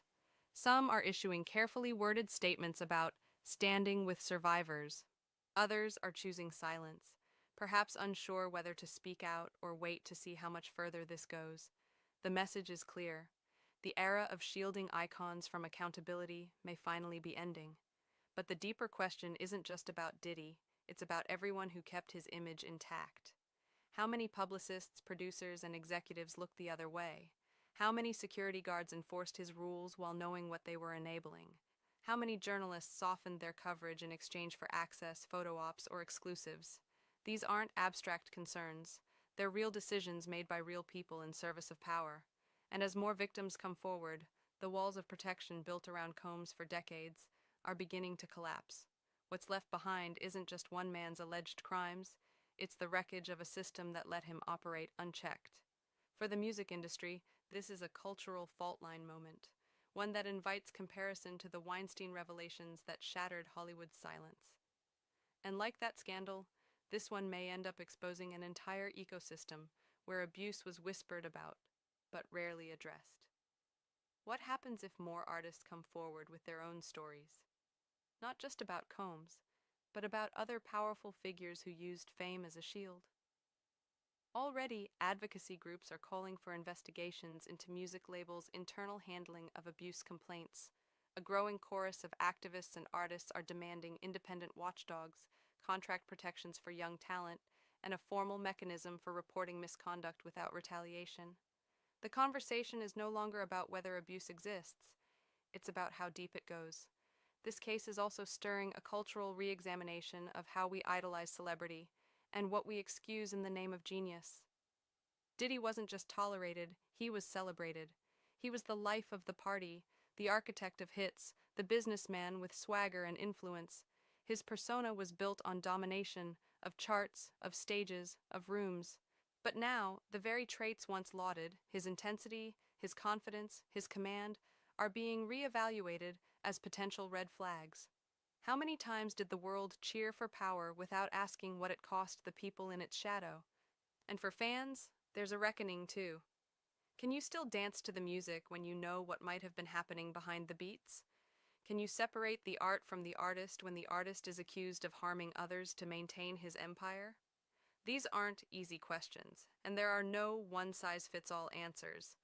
But they are questions that more people are starting to ask, because in 2025, blind loyalty to fame is no longer a given. Not in music, not in film, not anymore. Whether or not Combs is convicted in a court of law, his legacy has already changed in the court of public opinion. The man once known for hits like "Can't Nobody Hold Me Down" now finds himself held accountable in ways no one could have imagined a year ago. And as new testimonies emerge and new victims speak out, this case is fast becoming a cultural landmark, one that may finally redefine what it means to be powerful, what it means to be protected, and what it means to say enough. From icon to indictment, from mogul to accused, Sean Diddy Combs now stands at the center of a storm that may define a generation's relationship with fame, power, and silence. As the testimonies mount and the public listens more closely than ever, one truth becomes impossible to deny. The culture of protection is cracking, and what spills out may force an industry and a society to confront the cost of worshiping unchecked power. The music hasn't stopped, but the world is finally hearing what's been hidden beneath the beat. He said 6 people were at the home when it was searched, including a music producer and a property manager. Diddy's lawyers argue evidence in the... A frantic knock at the door, a loaded gun, and a chilling threat. "We're going to kill this nunna." This wasn't a movie script. It was a real night in Hollywood. A night that nearly turned deadly. And at the center of it all, Diddy, Kid Cudi, and a secret relationship that would spiral into violence, blackmail, and fear. What really happened behind the scenes? And how far did Diddy go to keep control? Cassie was more than just Diddy's protege. For years, she was seen as his carefully guarded partner, someone he kept close both professionally and personally. But behind the scenes, things were unraveling. According to former employee Capricorn Clark, Cassie was quietly seeing someone else, and not just anyone. It was Kid Cudi, the chart-topping artist known for doing things his own way. Their connection wasn't public, but it was real enough that Cassie started staying at Clark's L.A. apartment just to keep things discreet. Clark recalled a moment that now feels like the beginning of the storm. Cassie had texted her about Cudi, casually, nothing alarming. But Clark's reaction was immediate. "Delete it. Right now." Why? Because Diddy paid for both of their phones. That meant he could see everything. Messages, calls, even locations. That text, as harmless as it might have seemed, could get them caught. Cassie took it seriously. So seriously, in fact, that Clark helped her get a burner phone, a secret device for secret conversations. At that point, they weren't just hiding a relationship, they were preparing for what might happen if Diddy ever found out. It was just after midnight on December 22, 2011, a quiet morning in Los Angeles.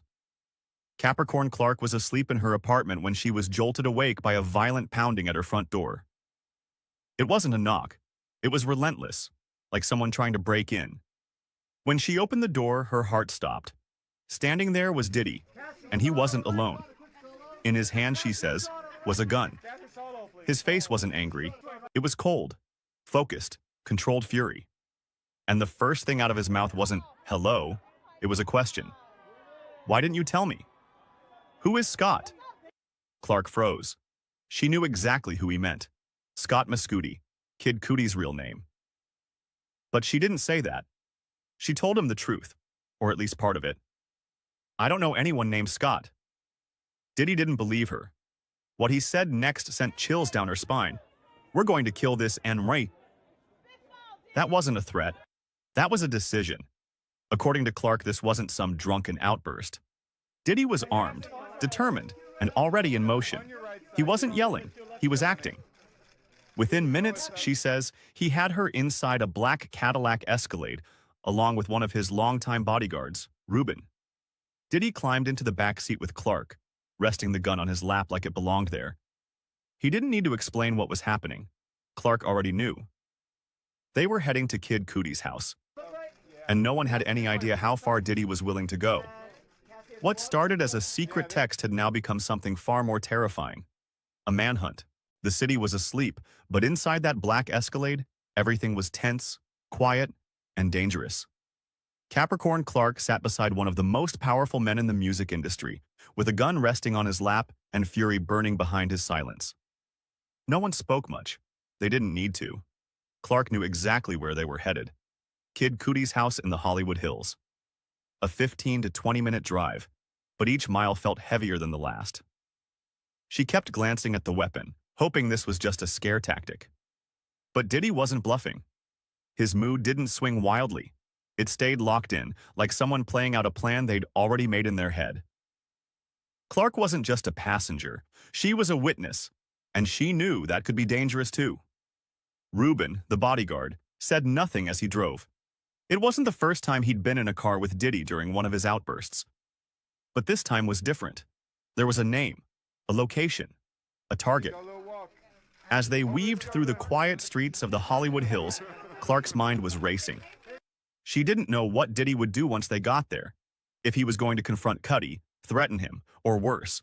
But she knew she had to act fast. Secretly, she pulled out Cassie's burner phone, the one they'd gotten just to stay hidden, and made a desperate call. She didn't say much, just enough to get Cassie to pick up.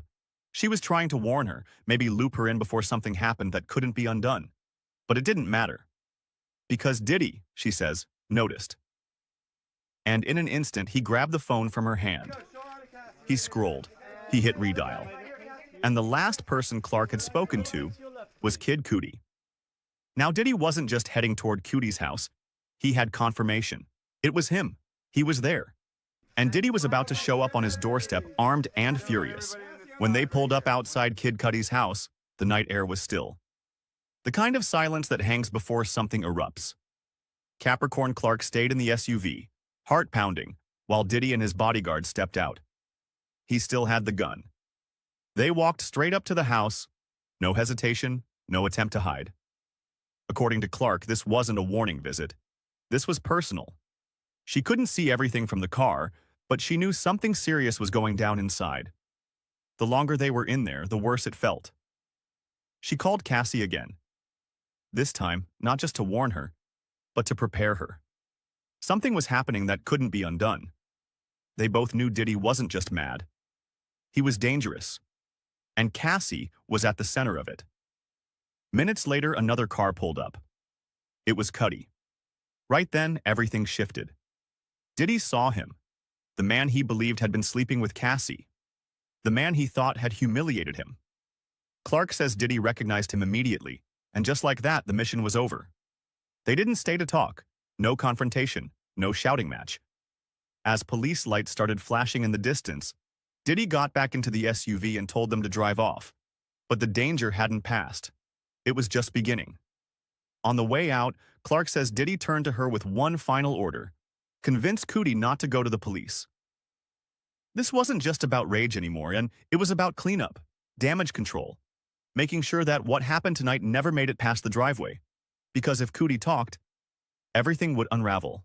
After leaving Cootie's house, things only spiraled further out of control. Capricorn Clark wasn't just a bystander anymore. She became a part of the chaos, caught between Diddy's fury and the people trying to stay safe. Clark says she had to pick up Cassie right after the visit. Cassie was terrified, not just because of what had happened, but because of what came next. They went back to Cutie's place again, this time with a desperate mission: stop him from filing a police report.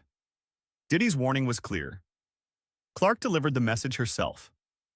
If you tell on him, he'll hurt us all. That was more than a threat. It was a promise of violence and retaliation. Everyone involved knew just how far Diddy's reach went and how dangerous it was to cross him. But the nightmare didn't end there. Back at Diddy's house, the violence turned inward. Clark testified that Diddy kicked Cassie repeatedly, driving her out to the street while she curled up, trying to protect herself. Clark even called one of Diddy's bodyguards, begging for help. The response? She was told to leave. No one was coming to stop the attack. In desperation, Clark reached out to Cassie's mother, Regina Ventura. She told her what was happening, that Cassie was being assaulted and no one could call the police. Regina had to do it herself. As if this wasn't enough, Cassie was being blackmailed. Clark testified about an email from Cassie saying Diddy threatened to release sex tapes. And both Cassie and Cuddy were reportedly threatened with harm if they spoke out. Clark's own life was at risk. She revealed that Diddy had threatened her about 50 times, a shadow hanging over her every move. Eventually, she was fired, stripped of her health insurance, retirement, and even her car, all because she failed to properly ask for vacation time. What began as a secret relationship had exploded into a nightmare of violence, threats, and fear.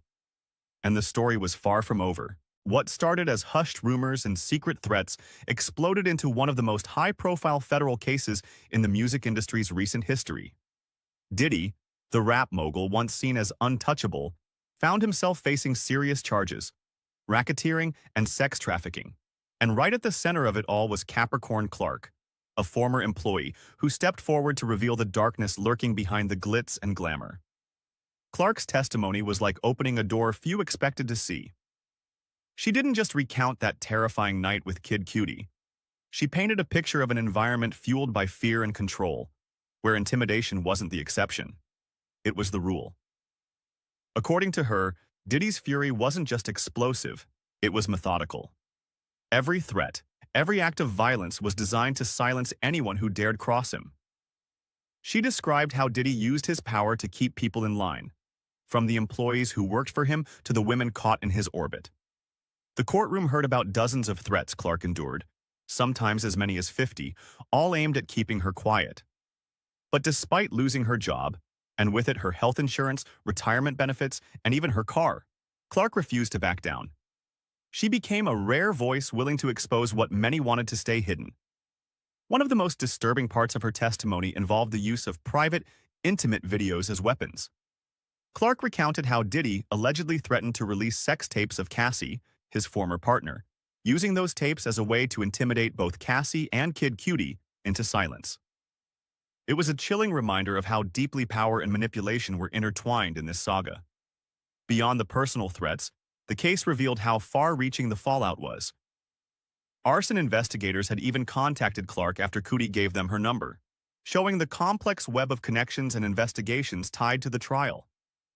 This wasn't just a story confined to the music industry. It spilled over into law enforcement and the courts, touching lives in unexpected ways. Most striking of all was the raw fear Clark conveyed, the reality of living under a man who didn't hesitate to make good on his threats. It was a world where loyalty was demanded, silence was bought with fear, and crossing the wrong person could have devastating consequences. This trial wasn't just about a few isolated incidents. It exposed a culture of control, secrecy, and violence that had been carefully hidden behind Diddy's success. For the public, it was a shocking glimpse into how the glimmering world of fame can sometimes mask the darkest truths. This story is far from just headlines and courtroom drama. It's a stark reminder of the hidden costs of fame, power, and control. Behind the scenes of the music industry's brightest lights lie secrets some would kill to keep buried. Diddy's empire, once untouchable, now faces cracks so deep they threaten to tear it apart. The chilling testimony of Capricorn Clark has pulled back the curtain on a world where violence, threats, and fear weren't just rumors. They were everyday reality. And yet, questions still linger. How many more stories like this remain untold? How many lives have been shaped or shattered by silence and intimidation? As this trial unfolds, one thing is clear. The music industry's glimmering surface often masks darker truths, and those caught in the middle pay the highest price. What do you think about the power dynamics at play here? Could this case change the way the industry operates? Drop your thoughts below. This story is still unfolding, and your voice matters. I've never killed anybody in my life, but I will kill you because you're with me. Yeah, I would set up hotel rooms for freak-offs. I would sometimes buy drugs for Diddy. I will kill you, and I will hide you, and I will cut you up and put you in the dirt. Right. She was supposed to be just another girlfriend in Sean Diddy Combs' glittering, untouchable world. Lavish gifts, private jets, champagne nights, everything seemed perfect on the outside. But when Jane Doe took the stand, what she revealed shattered the carefully polished image of one of hip-hop's most powerful men. Behind closed doors, she says, the nights weren't filled with romance, they were filled with fear. Intimate hotel nights that spiraled into something darker, something she called freak-offs. It wasn't just about control. It was about power, surveillance, and humiliation. And the most disturbing part? Diddy didn't just allow it. She claims he orchestrated it, watched it, demanded it. And that's just the beginning. She isn't a household name. She never chased fame. In fact, most people had never heard of her until her name, hidden under the label Jane Doe, appeared in legal documents tied to one of the most explosive celebrity cases of the decade. Jane was young, soft-spoken, and completely outside the spotlight when she first crossed paths with Diddy. Sources say she met him through mutual connections at a high-end industry event, just another night in the glamorous maze of celebrity circles, but to her, it felt like a dream. The invitations started coming fast: private parties, luxurious dinners, promises of travel, and at the center of it all was a man who knew how to make someone feel chosen. But what began as a whirlwind romance quickly turned into something much harder to define. Behind the luxury, there were strange boundaries, rules, expectations. Slowly, Jane found herself pulled deeper into Diddy's world, a place where silence was rewarded, and questioning too much could mean being cut off entirely. And that's when the so-called hotel nights began. At first, Jane thought they were getaways, quick escapes from the chaos of Diddy's public life. He'd call it alone time, something just for the two of them. But when they checked into luxury hotels, she quickly realized this wasn't about romance. In her testimony, Jane described nights that became known in Combs' inner circle as freak-offs. According to her, these weren't just parties. They were orchestrated events, carefully arranged by Diddy himself. Other men would be present. Jane was allegedly pressured into engaging in intimate acts with them, while Diddy sat back and watched. She said no cameras were allowed, only eyes. His eyes, always watching. Jane told the court that she didn't know who these men were. Sometimes they were strangers, sometimes they were people with influence, but the message was always the same: say yes or face the consequences. And what made it worse? Diddy never joined in. He just watched, silently, carefully. As if it wasn't about pleasure, it was about control. She claims she felt like a puppet in a twisted performance. And while no one forced her in the traditional sense, she made it clear that saying no felt impossible. There was always the fear of losing everything: his support, his protection, and the lifestyle she'd come to rely on. But just when she thought she understood the game, the rules changed again. Jane says it always started with a promise. A weekend in Paris, a private island escape. Time alone, just the two of them. Finally, something real.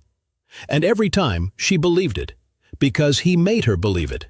But the promises never came true, not once. Instead of sipping wine on a yacht or walking along a quiet beach, she'd find herself back in a high-rise hotel suite, lights dimmed, the air tense. The same script would play out again. New faces, new requests, and Diddy sitting in the corner, emotionless. She began to realize the trips were never meant to be romantic. They were setups, disguises. Each getaway was a trap dressed up in luxury. And the most devastating part? Even after it all, he'd wrap his arms around her and say, "You know I got you, right?" That simple line, soft, caring, almost convincing, was all it took to make her stay just a little longer. She wasn't just being manipulated physically. This was emotional control at its most sophisticated. Every broken promise came with just enough sweetness to keep her hanging on, just enough affection to blur the line between love and power. But soon, even affection would become part of the manipulation, And that's when Jane says the emotional games went even deeper. Even as the nights got darker and the demands more twisted, Jane couldn't walk away. Why? Because part of her still believed it was love. In court, she admitted something most people wouldn't dare say out loud. She still had feelings for him, even after everything, even after the manipulation, the pressure, the fear. Some part of her stayed emotionally tied to him. And maybe that's what made it so dangerous. Combs didn't just use money or power to keep her close. He used affection, kindness, little moments that felt so real they canceled out the chaos. One minute he'd fly into a rage, and the next he was buying her jewelry or flying her to Miami. It created a cycle, trauma followed by reward that she couldn't seem to escape. Even after his arrest, the connection didn't fully break. Jane testified that Diddy continued to support her financially, rent, bills, even day-to-day expenses. He made sure she was taken care of, even from behind closed doors. But it wasn't just about money. It was about loyalty, control, and maybe guilt. And then came the most unexpected twist. Diddy's defense team was the one paying for her lawyers. To the public, it made no sense. Why would his legal team be funding someone testifying against him? But to those watching closely, it raised darker questions. Was this a move to keep her quiet, or to manage what she said? Whatever the reason, it didn't stop Jane from dropping one of the trial's most jaw-dropping revelations. It was the kind of detail that made everyone in the courtroom pause. Jane testified that the legal team representing her, her own lawyers, were being paid by Sean Diddy Combs' defense team. To the average person, that sounds impossible, confusing at best, unethical at worst, but legally. It's a gray area, and in this case, it was a signal of something deeper at play. On paper, it may have been spun as support, helping out someone close to him during a difficult time, but in the courtroom, it raised an obvious question. Was this hush money with a different label? Because if your lawyers are paid by the same man you're testifying against, how much of your story can really be trusted? Diddy's team stayed quiet about the arrangement, but legal experts watching the case say it could have been a strategic move, one that allowed them early insight into what Jane might say on the stand, or even a way to keep her connected, dependent, and conflicted. And while all eyes were on Jane, there was another surprising presence in the room, Cassie's attorney. The same woman who represented Cassie Ventura in her explosive lawsuit against Diddy was sitting just rows away, closely watching every word of Jane's testimony. That's when it became clear. This wasn't just about one relationship or one witness. This was part of a much bigger, tangled legal war, with Combs in the center, and women from different corners of his past finally stepping forward. And yet, it wasn't just what Jane said that shocked the courtroom. It was how people reacted to her. Jane's words hit hard, but the reaction in the courtroom said even more than the testimony itself. As she spoke, jurors watched her closely. Some leaned forward, others stayed expressionless. But when she revealed that she had been posting content on OnlyFans after her involvement with Diddy, something shifted in the room. Suddenly, the unspoken question was in the air. Was she speaking her truth or chasing attention? Body language experts watching the case later noted a distinct change in tone among the jury, raised eyebrows, side glances, small, almost imperceptible gestures that suggested doubt. It wasn't just about what Jane had done, it was about how the defense might use it. Diddy's lawyers knew how to twist the narrative. They didn't need to prove she was lying, they just needed to make people wonder. Was her testimony about justice or revenge? Was she trying to hold him accountable or make herself relevant? The OnlyFans detail, while legally irrelevant, gave the defense an easy angle. They didn't have to attack her story directly. They just had to paint her as someone with something to gain. But even with those doubts, there was something undeniable in her voice, a tremble that couldn't be faked, a tension that no script could replicate. And as the defense prepared to strike, they were ready to push one message hard: Jane couldn't be trusted. From the moment Jane stepped off the witness stand, the defense team went into full calculation mode. They didn't rush to attack her testimony head-on. Instead, they began laying quiet groundwork, planting seeds of doubt, without ever needing to say she was lying. Their strategy? Undermine, not confront. Make the jury question why Jane came forward, not just what she said. They pointed to her financial ties to Diddy, even after his arrest. The fact that she still accepted his money, the lawyer payments, the continued contact. To the defense, these weren't just details, they were lifelines, evidence that Jane wasn't a victim. She was an insider, still on the payroll, still emotionally tethered to a man she claimed to fear. And then came the character framing. Her online presence, including the OnlyFans account, became subtle talking points, not overtly shamed, but strategically highlighted. It wasn't about what she did, it was about how a jury might see her because of it. In this version of the story, Jane wasn't coerced, she was complicit. Not broken down, but bought in. Not afraid of Diddy, but using him. It's a classic tactic, flip the narrative. Turn accusers into opportunists, and cast reasonable doubt like a shadow over everything they say. But for every jab the defense threw, Jane's story stayed in the air, uncomfortable, unsettling, and impossible to ignore. And with her words added to a growing chorus of women stepping forward, one question remained. Was this the final crack in Diddy's empire? The weight of Jane's testimony can't be underestimated. This isn't just one woman telling her story. It's part of a pattern that's been slowly unraveling around Sean Diddy Combs for years. Rumors, allegations, and now courtroom accounts that paint a very different picture from the public persona. Jane's detailed description of those hotel nights, the emotional manipulation, and the tangled legal strategies all add fuel to a fire that's been burning quietly in the background. If the jury finds her credible, this could be a turning point, a moment that shifts the entire narrative and brings long-hidden truths into the spotlight. But even beyond the courtroom, the implications ripple out. How will this affect Diddy's empire, his partnerships, and his standing in the industry? More than that, what does it say about power dynamics in celebrity culture? About the line between influence and exploitation? Jane's story forces us to ask uncomfortable questions and forces Diddy's defenders to respond under a spotlight that's only getting brighter. And as this chapter closes, one thing is clear. The story is far from over. Jane Doe's testimony isn't just another headline. It's a powerful glimpse behind the curtain of fame, power, and control. Whether everything she said is the full truth or just one side of a complex story, it's impossible to ignore the impact her words are already having.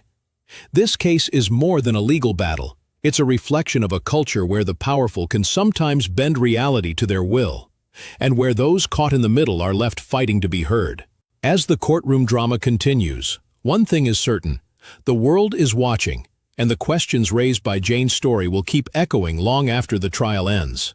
So, what do you think? Was Jane's testimony the turning point?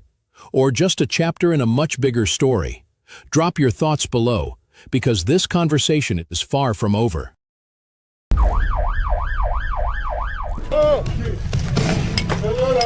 An underground bunker, hidden beneath a mansion in Beverly Hills. Not part of some doomsday prep or luxury remodeling, but part of something far more disturbing. When the FBI quietly raided the home of Janice Combs, yes, the mother of Sean Diddy Combs, no one expected it to be anything more than a routine search tied to financial crimes.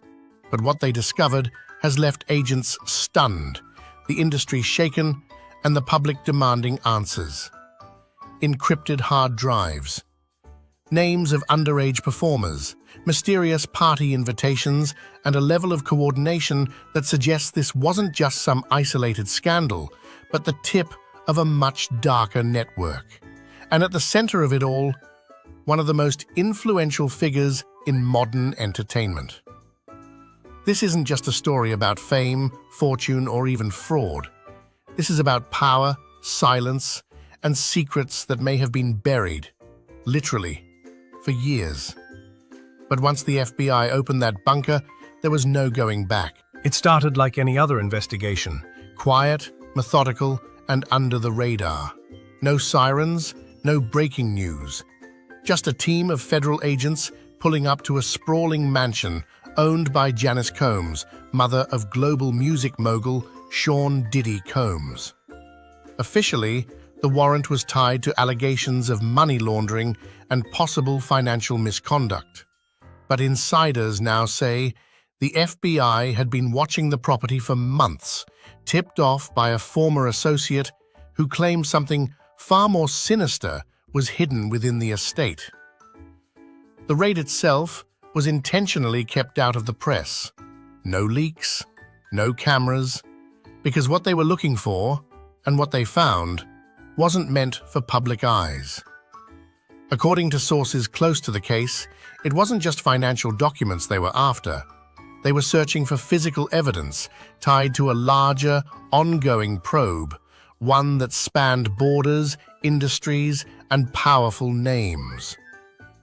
And when agents broke through a concealed wall beneath the home, they uncovered something no one could have predicted.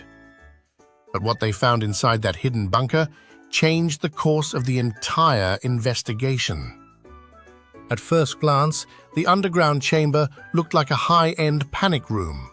Thick steel doors, reinforced walls, and biometric security. But this wasn't designed for safety. It was designed for secrecy. Agents entering the bunker were met not with survival gear or emergency supplies, but with rows of locked storage cases, encrypted hard drives, and stacks of meticulously organized files. Not one, but multiple blacklists were recovered, many containing names, ages, and vague descriptions next to coded party invites. Some of the documents referenced young artists, some allegedly minors, with annotations linking them to private sessions and exclusive industry gatherings. Even more chilling, digital records hinted at a system of controlled access events, each invitation tracked, coded, and logged through offshore servers. And then there were the photographs, dozens of them tucked inside a lead-lined drawer. Most were blurred, low-resolution images, but they weren't the kind you'd expect in a family home. The kind that raised serious, immediate questions. According to leaks from someone close to the investigation, one document even mentioned the phrase talent pipeline, a term often used in entertainment, but in this context, its meaning seemed far more disturbing. And once agents began decrypting the files, what they found painted an even darker picture. As the FBI combed through the bunker's files, a disturbing pattern began to emerge. One that wasn't random, improvised, or accidental. It was structured, organized, systematic. The documents revealed a repeating cycle. Young performers, many underage or just entering the industry, were identified through talent scouts, social media, or industry connections. These names were then flagged and filtered into a database labeled Event Candidates. From there, invitations were allegedly sent out, often under the guise of exclusive career opportunities or elite industry parties. But according to investigative insiders, some of these gatherings were anything but innocent. There were references to access tiers, private mentorship weekends, and even compliance testing, all terms that, on paper, sounded harmless, but when paired with the ages and names involved, became far more sinister. Even more alarming, money trails led to foreign accounts, shell corporations, and holding firms based in jurisdictions notorious for loose regulations. That funding, agents say, may have been used to keep the entire operation running, including paying off insiders and silencing would-be whistleblowers. And through it all, one name kept coming up, again and again. But Diddy wasn't the only one being mentioned, and the deeper the FBI looked, the wider the net began to stretch. At first, most people assumed Janice Combs was just collateral, the unfortunate owner of a home used by her son for shady dealings. But the evidence is suggesting something far more unsettling. Multiple sources now claim that Janice wasn't just living in the mansion, she may have been actively managing parts of the operation from behind the scenes. Internal communications recovered from one of the encrypted drives mention a JC approving certain lists and overseeing logistics for guest arrivals. Could that be anyone else? One investigator reportedly told media off record this wasn't someone caught in the crossfire. She might have been directing traffic. The bunker itself, hidden beneath her property, appeared far too deliberate, far too customized to be something she knew nothing about. One file, allegedly labeled Mother Node, was linked to an encrypted server containing communication logs and access schedules tied directly to her estate. And then there's the witness testimony. A former household staffer, now cooperating with the FBI, claims Janice would often receive sealed envelopes from couriers, always late at night, always locked away immediately. The same staffer hinted that high-profile guests would sometimes enter through the back of the property, never announced, never publicized. It's led many to ask, was Janice Combs just a concerned mother, or was she the central gatekeeper for something far more dangerous? And it's not just her inner circle under scrutiny anymore. Some of the names tied to this are enough to make anyone's jaw drop. As investigators decrypted more of the drives and pieced together the digital trail, the revelations didn't stop with Diddy or his inner circle. In fact, they barely started there. Buried within the documents were references to guest lists and coded aliases, names linked to some of the biggest players in the entertainment world. Some of them were easily deciphered. Others were linked through metadata, flight records or financial transactions buried under layers of shell companies. One name in particular appeared multiple times next to the phrase, "Green Room Confirmed," a term investigators believe referred to pre-screened access to private events. Another file linked a well-known record executive to a payment labeled "For Discretion, March Event." Speculation is now spiraling online, with fans and watchdog groups cross-referencing tour dates, party appearances, and leaked photos to try and uncover who else might have been in those rooms. Already, several public figures have gone into damage control mode, lawyering up, locking their accounts, and issuing vague, no-comment statements through PR reps. Insiders suggest the list of names could include not just music moguls, but film producers, talent agents, and even media executives. People with the reach and resources to keep things buried for years. And if the rumors are true, some of those people are already being quietly questioned by federal investigators. But while the walls were closing in on the powerful, fans were taking matters into their own hands. And Diddy's empire? It was already starting to collapse. Almost overnight, everything began to unravel. Sponsors pulled their logos from his projects. Brands, once eager to collaborate, went silent. Artists, who had long worked with Diddy, started distancing themselves, carefully deleting photos and removing mentions from social media. Online, the backlash was swift and unforgiving. Hashtags like Mute Diddy and Justice for Victims surged across platforms, sparking heated debates and calls for accountability. Fans who once defended him now openly questioned everything, demanding transparency and answers. Even some insiders say the man known for his ironclad control over his image is now struggling to keep his inner circle together. Trusted collaborators have reportedly turned on him, and whispers of deals being made behind closed doors to avoid further exposure are growing louder. And yet, despite the public fallout, the FBI's investigation is far from over. Because this story isn't just about a fall from grace, it's about a system built to protect those in power, and what happens when that system finally begins to crack. While the spotlight remains fixed on Diddy and his immediate circle, experts warn this could be just the beginning of a much larger reckoning. For years, whispers of similar operations have circulated behind closed doors in the entertainment world. Rumors of youth exploitation, secret parties, and carefully hidden networks designed to groom and control young talent. But until now, concrete evidence has been scarce. The FBI's call for more victims to come forward suggests investigators are piecing together a far-reaching web. one that crosses state lines and international borders.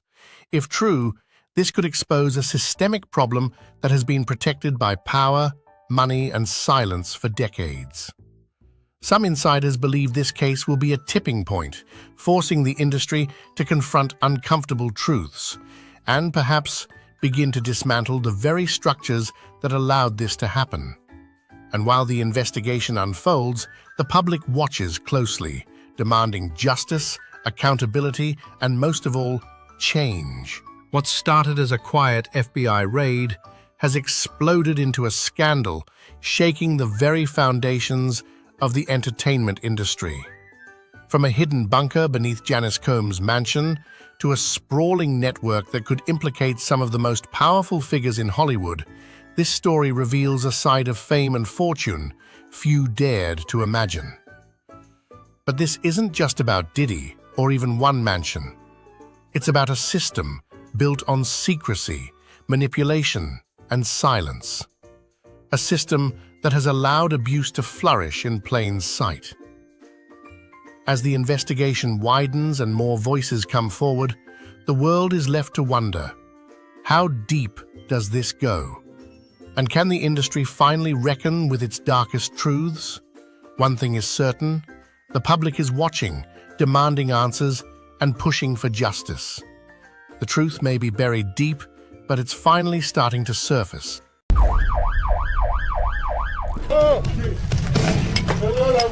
Number one, he doesn't think that prosecutors have done the job. Number two, he doesn't have those people. They said the quiet part out loud, in front of the jury. For nearly a month, the courtroom has heard whispers, speculations, and carefully worded testimony. But on day 28, the masks drop. Prosecution laid out raw, explicit digital evidence. And it wasn't just shocking, it was organized, deliberate, and disturbingly casual. Messages between Diddy's own staff didn't just raise eyebrows, they stopped the room cold. Phrases like, refresh her bag of dicks, orders for Astroglide, baby oil, this wasn't locker room talk, it was logistics. And while the world waited for Diddy to speak, his legal team made a stunning move. They said he wouldn't testify, no witnesses, no defense story, nothing. So what does that mean? Is it confidence, or is it silence out of fear? Because what was just exposed in court might change everything. In every high-profile trial, there's one moment that shifts the entire energy in the room. For Diddy's case, it came without warning and without a single word from him. Just as the prosecution wrapped their avalanche of evidence, Diddy's legal team stood up and dropped a bombshell.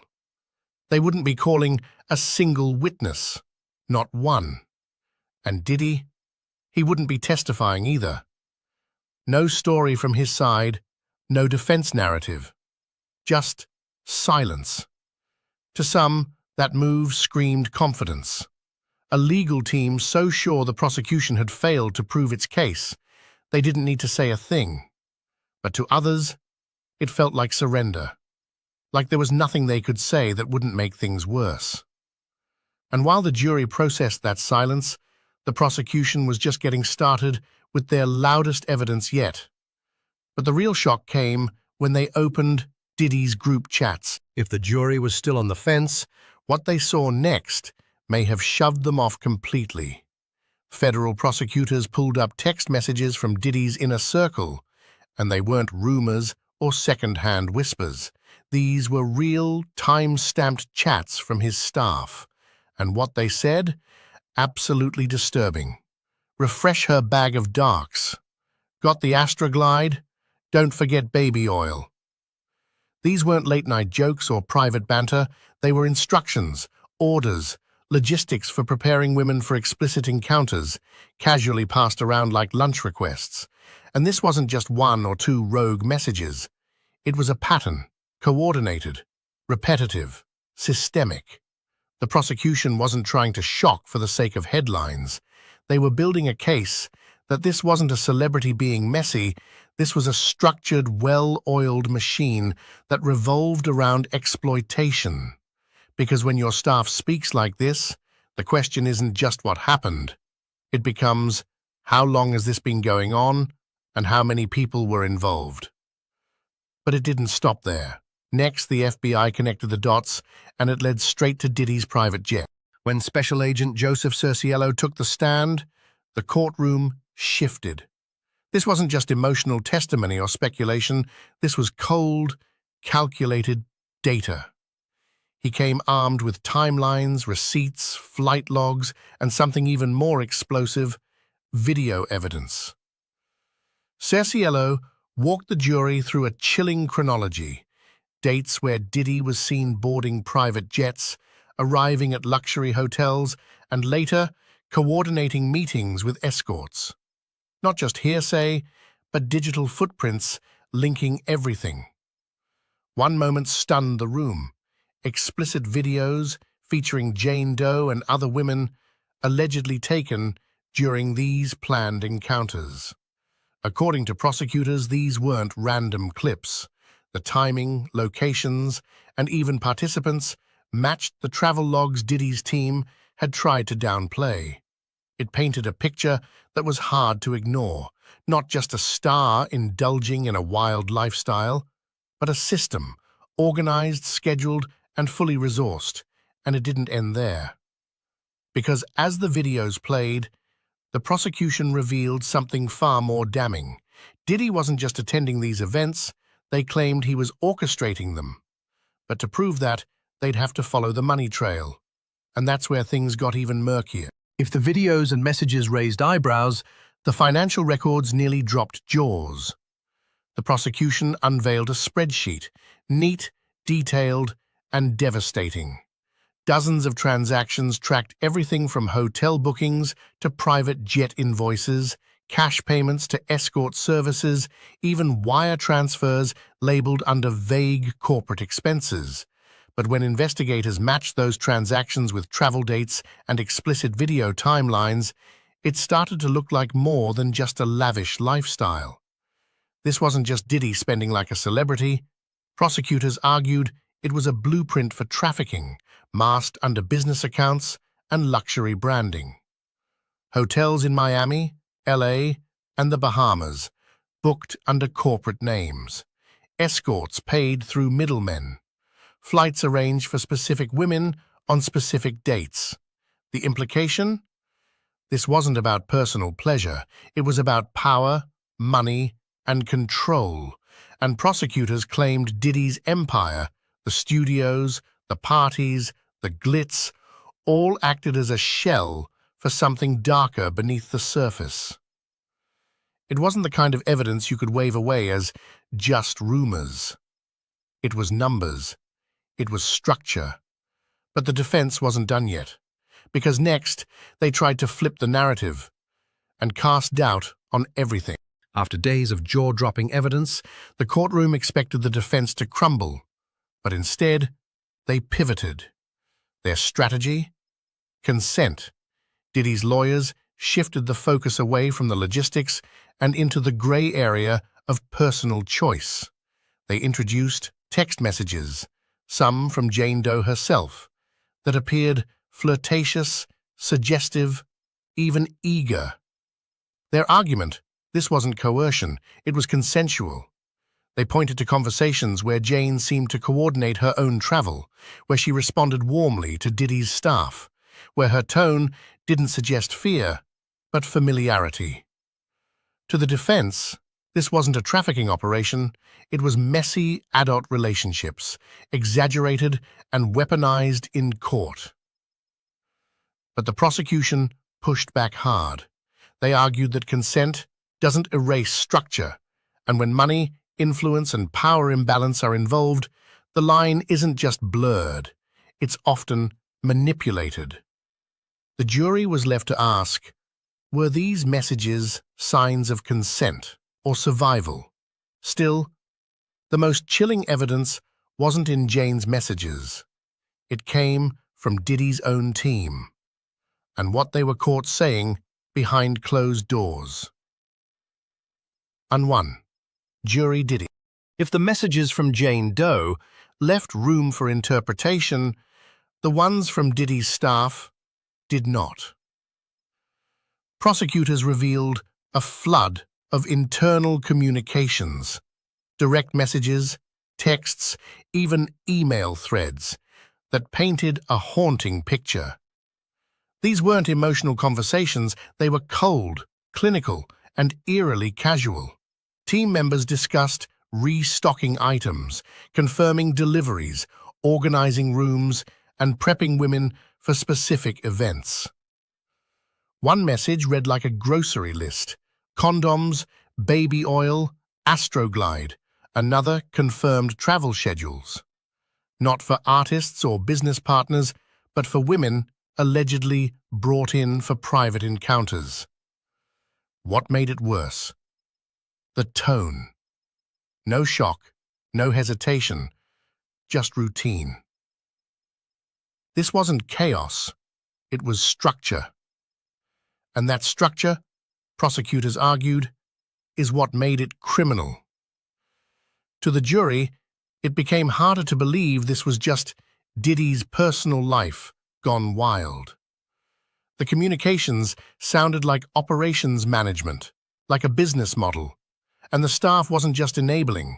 Some appeared fully invested in keeping the system running smoothly, which leads to the final, most critical phase of the trial, what both sides will say and what the jury will be forced to decide next. After 4 intense weeks of testimony, evidence, and explosive revelations, it all comes down to this: the closing arguments. Both sides are preparing their final strike, hours of carefully crafted narrative meant to tip the jury in one direction or the other. For the prosecution, it's about connecting every dot, showing that this wasn't about celebrity, but control. They'll push the timeline, the transactions, the texts, all pointing to a system, not coincidence. For the defense, it's now or never. Their final chance to cast doubt, to reframe every message, every dollar spent, every interaction. Their goal? Blur the line between luxury and criminality, and convince just one juror that this entire case is built on assumption. But here's the twist. The jury doesn't just have to decide if Diddy did these things. They have to decide why. Was it a lifestyle? Or was it a calculated enterprise? Because now, with everything exposed, the messages, the money, the videos, the jury is no longer wondering what happened. They're wondering how long it's been happening and how deep it really goes. And when those closing arguments hit, it may not just be a verdict on Diddy, but on everything he built. This trial was never just about one man's private life. It's about power, access, and the dangerous silence that surrounds the rich and untouchable. For years, Diddy stood at the top of music, fashion, business, the symbol of black excellence and empire. But behind the fame, prosecutors argue there was something much darker at play. A system built not just on hustle, but on human cost. His silence in court says one thing. The evidence says another. Now it's up to the jury, and maybe in a way, all of us, to decide what happens when the mask slips off a mogul. Because if even half of this is true, it's not just Diddy on trial, it's the culture that let it happen.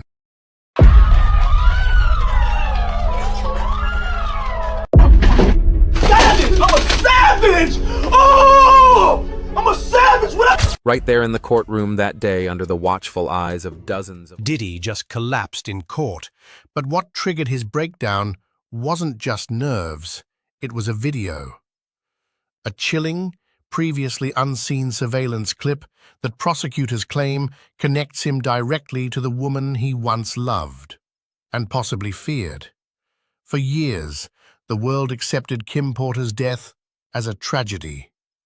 But now, explosive new evidence, disturbing allegations, and a posthumous memoir are shattering that illusion. Behind the music, behind the fame, there's a darkness that's finally being dragged into the light. And what's coming next could shake the entire industry. When Sean Diddy Combs walked into that courtroom, he didn't look like the untouchable mogul the world had known for decades. He looked rattled, nervous, distant, and on edge. But no one expected what happened next.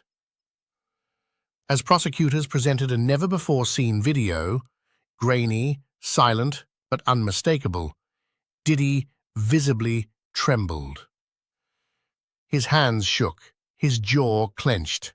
Within moments, he leaned toward his attorney and requested to leave the courtroom, citing anxiety and uncontrollable nerves. The judge paused. The courtroom held its breath. What was on that tape?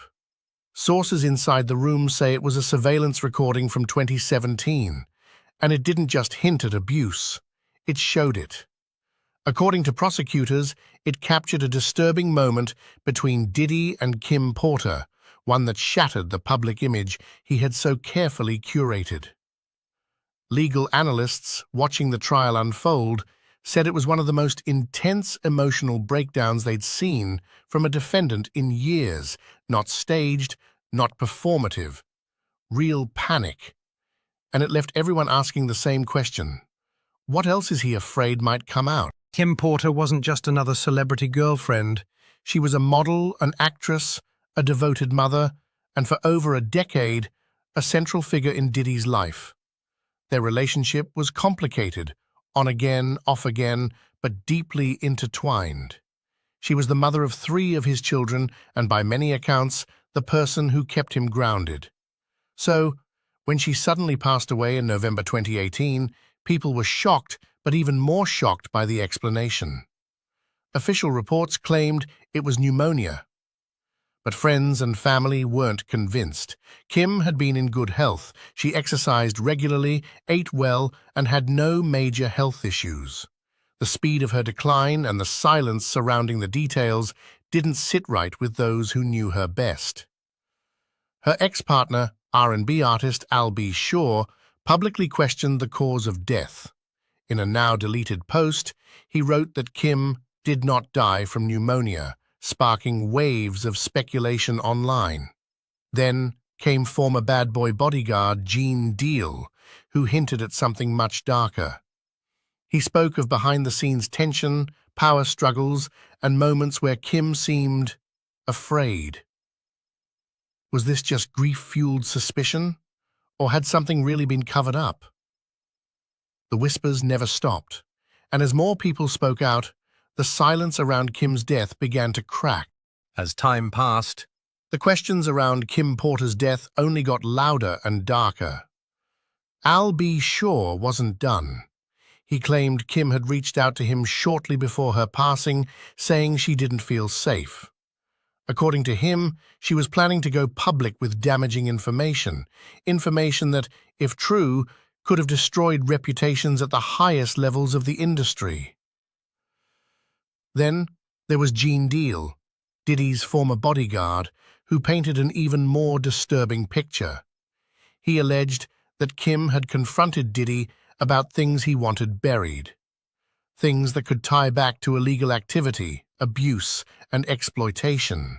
According to Deal, it wasn't just tension, it was a power struggle, and Kim wasn't backing down.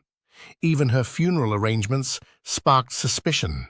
The tight media control, the lack of transparency, the way certain guests were managed, it all felt a little too curated, as if someone wanted to make sure the story ended right there. Online, forums lit up with theories. Was it really pneumonia? Or had something been done to silence her? No proof, no answers, just a growing feeling that the truth had been buried right alongside her. And then, years later, her voice came back, in print, unfiltered, furious, and afraid. In 2024, everything changed. Out of nowhere, a manuscript surfaced titled Kim's Lost Words, a posthumous memoir allegedly written by Kim Porter in the final year of her life. It hadn't been published by a major company, it wasn't hyped in the media, but when it leaked online, it sent shockwaves through the industry. Page after page, Kim detailed the side of Diddy the public never saw, a man she described as controlling, volatile, and sometimes terrifying. The book spoke of private breakdowns, sudden outbursts, and a pattern of psychological and physical abuse that spanned years. She described being followed, silenced, and most hauntingly, watched. One entry claimed she feared for her life. Not in a dramatic way, but in the quiet, paranoid tone of someone who had seen too much. She didn't accuse anyone directly, but she didn't have to. The implication was clear. If anything happened to her, it wasn't just fate. Fans were stunned. Journalists began connecting dots, and suddenly, her death no longer looked like a sad coincidence. It looked like a warning ignored. The memoir was quickly scrubbed from major platforms, and its authenticity was immediately questioned. But those who read it before it vanished say the same thing. It didn't read like fiction. It read like a woman screaming for help. The more investigators and online sleuths looked into Kim Porter's final hours, the more unsettling the details became. First, her phone. Gone, completely missing from the scene. Family members claim she was always on it, constantly texting or calling friends, but when authorities searched her home, it had mysteriously disappeared. Not lost, not misplaced, vanished. Then came the scene itself. According to reports, there were unexplained bloodstains in the room where she was found, stains that weren't consistent with pneumonia. Yet somehow, those details were either brushed off or never fully addressed in the official autopsy. Even more troubling, no medical professionals had been present during her decline. For someone supposedly battling a serious illness, she had received no hospital care, no nurses, no doctors, just silence. And then, she was gone. Why was there no urgency to save her? Why was the investigation so limited, so quiet, so controlled? To those close to Kim, it didn't feel like negligence, it felt like avoidance. A quiet sweeping of questions under a very expensive rug. And yet, for years, no one could prove anything, until the tape surfaced. The one prosecutors say changes everything. They say a picture is worth 1,000 words, but this video? It left the courtroom speechless. As part of the prosecution's case, a surveillance recording from 2017 was introduced. Grainy, time-stamped, and without sound, but its content was undeniable. In it, Sean Diddy Combs is seen in what prosecutors claim is a violent encounter with Kim Porter inside their home. He's aggressive. She backs away. There's no audio, but her body language screams fear. He corners her, raises his hand. A struggle. Then the screen cuts to black. Gasps filled the courtroom. Reporters described the moment as electric, like watching the truth finally claw its way to the surface. Jurors shifted in their seats. Even seasoned legal experts watching from home were shaken. Prosecutors argued it showed a clear pattern: intimidation, control, and abuse. They weren't just accusing Diddy of what happened in 2018. They were painting a history of violence that led up to it. A pattern Kim had allegedly described in her memoir, now captured on video. The defense tried to object, said it was out of context, said the footage was incomplete. But the damage was done. The room had seen enough. And Diddy? He unraveled. Right there in front of the world. As the video played out, something in Diddy broke. He wasn't defiant. He wasn't stoic. He looked shattered. His breathing grew heavy. His face went pale. One hand clutched his chest, while the other gripped the defense table like it was the only thing holding him up. Moments after the footage ended, Diddy leaned in toward his lawyer and whispered something. Seconds later, he formally requested to exit the courtroom, saying he was experiencing extreme anxiety, and couldn't take it anymore. The judge paused. Medical staff were brought in. It wasn't a scene from a movie. It was real, raw, and unfolding live. Outside the courthouse, the media went into overdrive. Analysts speculated that this could mark a major turning point in the trial.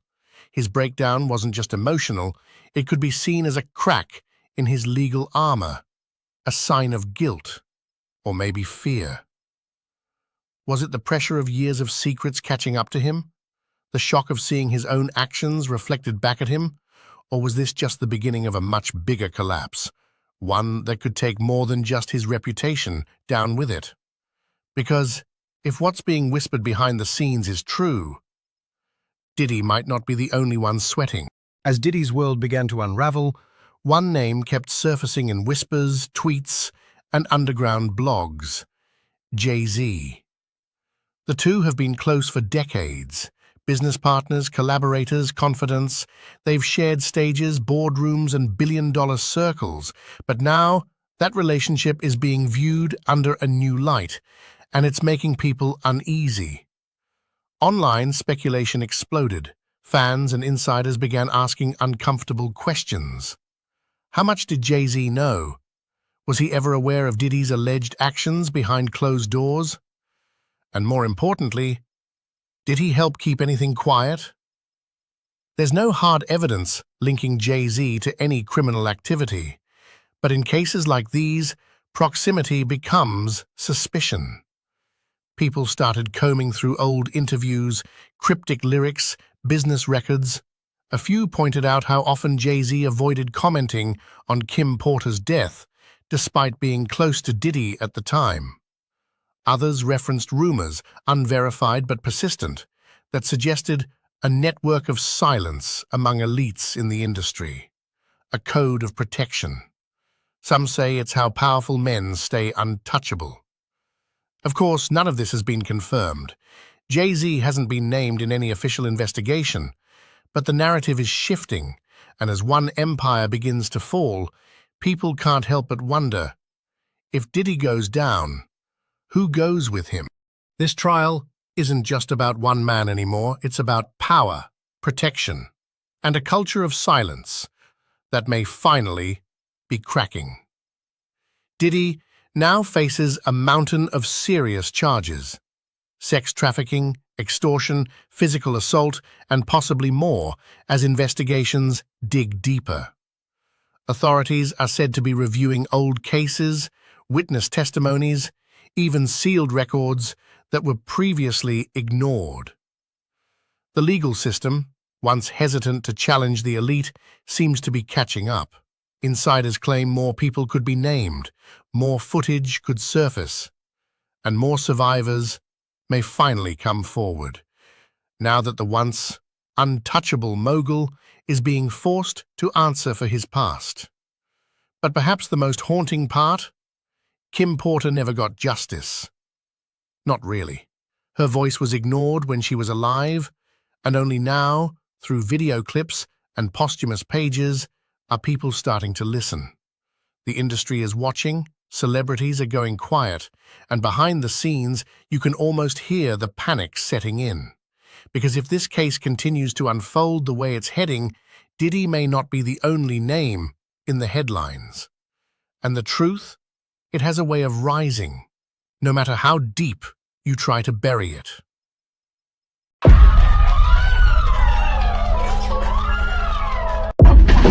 Savage! I'm a savage! Oh! I'm a savage! Late into the night, behind courtroom doors, a war was brewing, not just between lawyers, but between power and truth. Rumors swirled that charges against Sean "Diddy" Combs had suddenly vanished. Social media erupted. Fans celebrated. Critics scoffed. But the reality, far more twisted than anyone expected. As prosecutors scrambled to rewrite the rules and the defense cried foul, one thing became clear. This case wasn't winding down, it was exploding. And what happened in that courtroom could change everything we thought we knew about one of hip-hop's biggest icons. It started with a whisper, then it spread like wildfire. Early in the day, word began circulating that multiple charges against Diddy had been dropped. Some media outlets jumped on it, headlines flooded Twitter and Instagram. People assumed the worst, or maybe the best, depending on which side you were on. Was Diddy walking free? Had the government backed down? But here's the twist. None of it was true. The prosecution quickly stepped in, setting the record straight. Yes, some charges were being pulled from the jury instructions, but that didn't mean they were off the table. In fact, those very same charges were still being used as building blocks in a much bigger legal strategy. It was a game of semantics, and it worked. Confusion spread, and even veteran reporters covering the case were thrown off. And just like that, the trial wasn't just about evidence anymore. It was about who could control the narrative. But that was only the beginning. What came next would shake the entire courtroom. Just when everyone thought the confusion had settled, the government dropped a bombshell. A formal letter announcing that charges like attempted kidnapping and arson were being removed from the jury instructions. It sounded like a win for the defense until you read the fine print. Those crimes weren't gone, they were just hiding in plain sight, reframed as predicate acts supporting the broader racketeering conspiracy charge. That meant the jury wouldn't be asked to decide on those charges directly, but they would still be used as evidence to prove something even more serious. That Diddy was at the center of a criminal enterprise. It was a risky move. Some called it strategic, others called it manipulative. But no matter how you sliced it, it created a legal gray area that could seriously sway the jury, especially if they didn't fully grasp the difference between being charged with a crime and having that same crime used to support a larger conspiracy. The defense, furious. The judge, treading carefully. The jury, likely more confused than ever. And that's when the defense made their next move, one that hinted at something even more dangerous than legal games. As tensions mounted, the defense asked for more time, claiming they hadn't been given a fair shot to review key documents. But this wasn't just a routine delay. They were hinting at something deeper, something constitutional. In front of a packed courtroom, Diddy's legal team argued that the shifting charges and last-minute changes could violate his right to a fair trial. They raised concerns about due process, claiming they were being blindsided by a prosecution that kept moving the goalposts. Some in the gallery rolled their eyes, calling it a stall tactic, a distraction meant to buy time and shake confidence in the prosecution's case. But others weren't so sure. If the defense could convince the judge that the government's changes were unfair or confusing enough, they could undermine the entire foundation of the racketeering charge. Suddenly, this wasn't just a fight about evidence, it was a fight about the rules of the game itself. And if the rules weren't clear, the jury might never find their way through the chaos. But the real war was just heating up, and it centered on the one charge that could send Diddy away for decades. This was the moment everything centered around, the racketeering conspiracy charge. To the average person, it sounds like something out of a mob movie, but in this courtroom, it was dead serious and incredibly complicated. The prosecution argued that Diddy didn't need to physically commit every act. All they had to prove was that he helped orchestrate them, that he was the mastermind behind a network of illegal activity. Their theory? Diddy ran a loose but deliberate operation involving manipulation, control, and fear, and the crimes, from forced labor to trafficking, were all just pieces of that puzzle. But the defense hit back hard. They claimed the government was trying to stretch the definition of conspiracy beyond recognition. According to them, this wasn't organized crime. It was a messy mix of business, personal relationships, and bad decisions, but not a criminal enterprise. At the heart of the debate was one simple but devastating question. Did Diddy knowingly operate a system of abuse, or was he being painted as the villain in a complex, high-profile story? The judge had to rule on dozens of objections in real time, each one potentially reshaping how the jury understood the case. And with every word, the stakes got higher.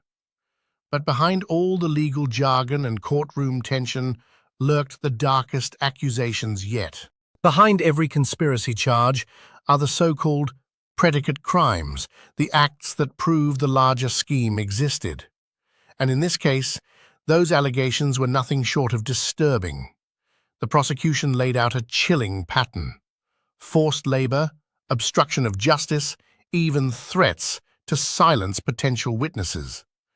They claimed that people inside Diddy's world weren't just working, they were trapped, controlled, intimidated, and when someone tried to speak out or leave, things got dangerous.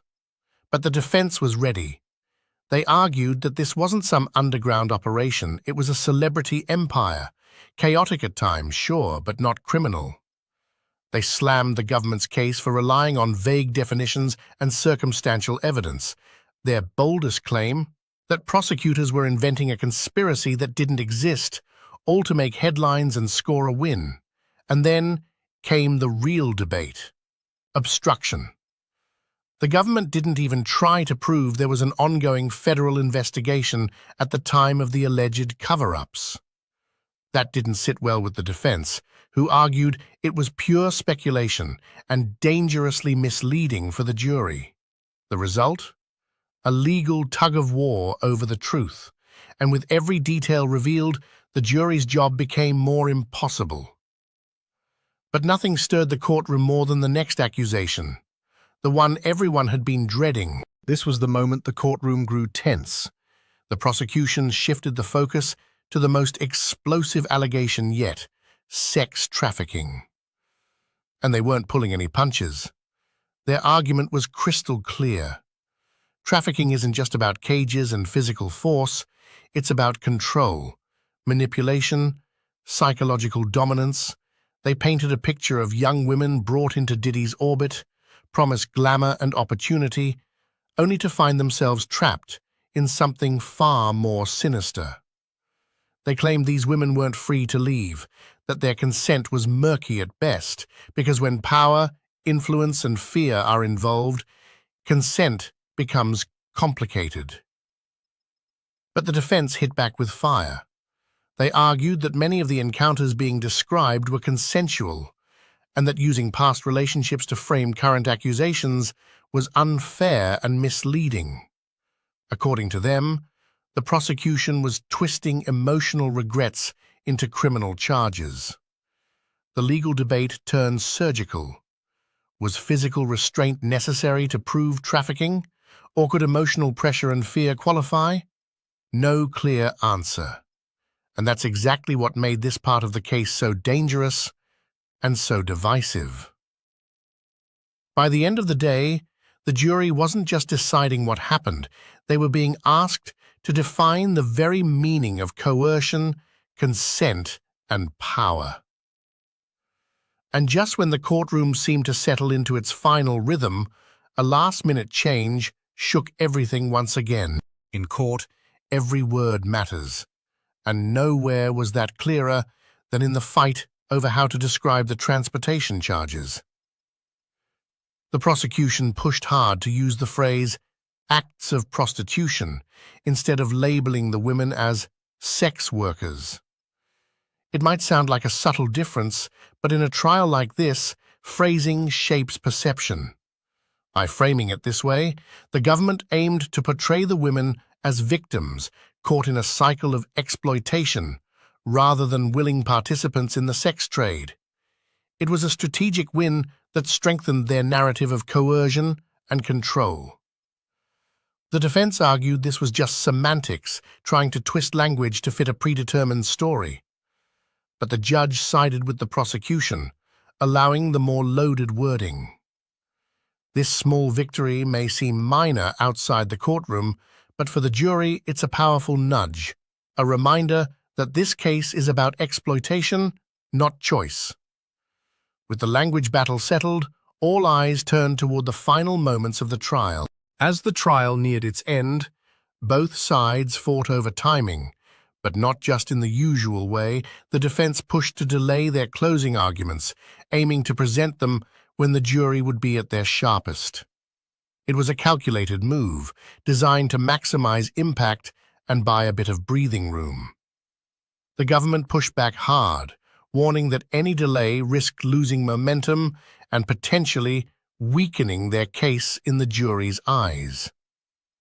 Judges and lawyers haggled late into the night, each side refusing to give ground. Eventually, a compromise was struck, but the tension didn't ease. Both camps knew this was their final chance to shape the narrative before the jury disappeared behind closed doors to decide Diddy's fate. The courtroom was electric, lawyers pacing, witnesses awaiting the outcome, and the jurors caught in the eye of a storm they couldn't escape. Every word from the closing arguments would now carry immense weight. The trial's future, and possibly Diddy's, hinged on what was said next. And as the jury prepared to deliberate, one question loomed large. How much would the jury buy into the tangled web of legal battles, emotional testimonies, and strategic maneuvers? This trial isn't just headlines and celebrity drama, it's a high-stakes battle over power, truth, and control. From confusing jury instructions to last-minute legal maneuvers, every twist has shaped the story into something far more complex than anyone expected.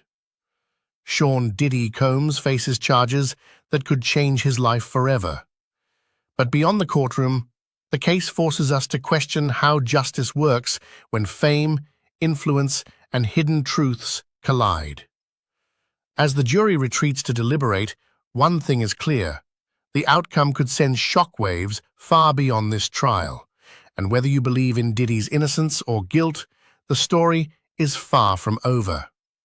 What do you think will happen next? Drop your thoughts below, because this case is only getting started. The prosecution delivered their fiery closing argument in the Sean Diddy Combs criminal trial.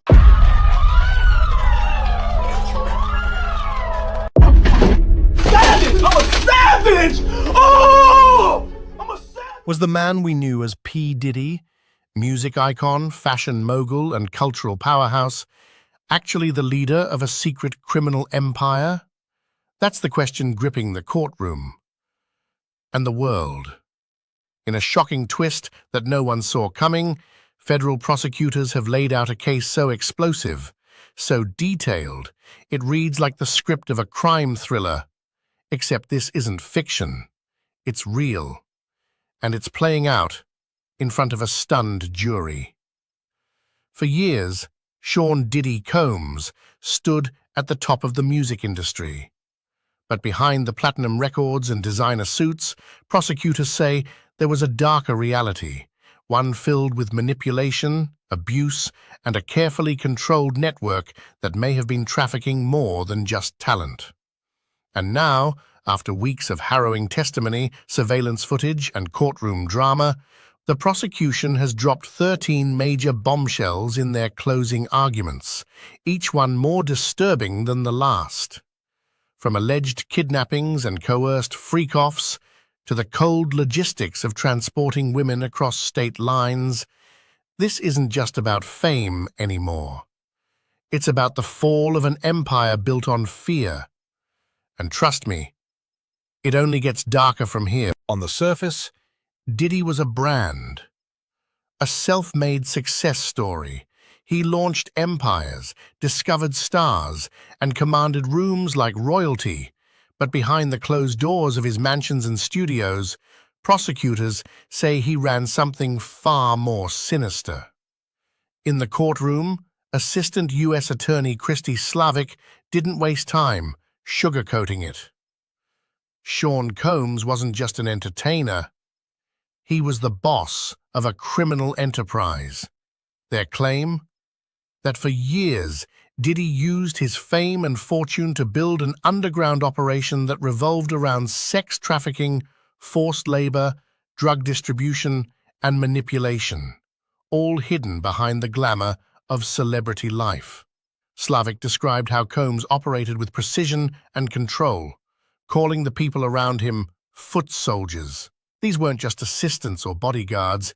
They were allegedly tasked with carrying out illegal activities, intimidating victims, and making sure no one crossed the line.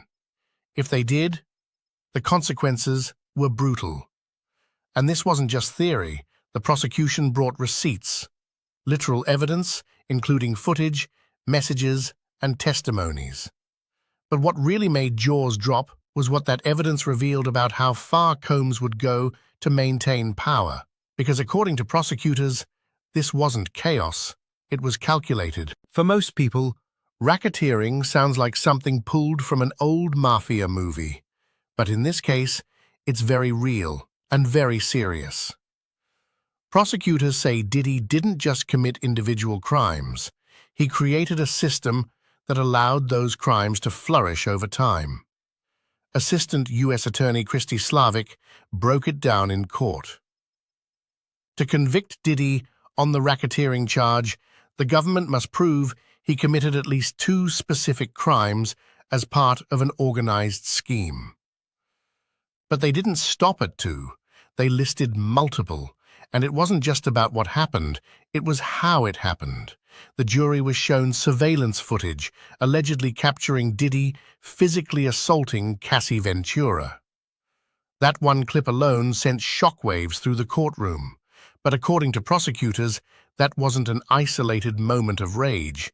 It was a glimpse into a larger pattern. They painted a picture of a man who controlled everyone around him with fear, money, and loyalty. Associates weren't just employees, they were tools in a system designed to protect Diddy's power. From moving drugs to intimidating women, the prosecution claimed these foot soldiers helped carry out acts that built and maintained his dominance. And if someone tried to leave the circle, witnesses described threats, blackmail, even forced isolation. This wasn't just about being abusive. The prosecution argued that it was about running a criminal organization from inside the walls of a luxury empire. At first glance, Diddy's infamous parties looked like scenes out of a music video. Models, artists, champagne flowing, music blasting until sunrise.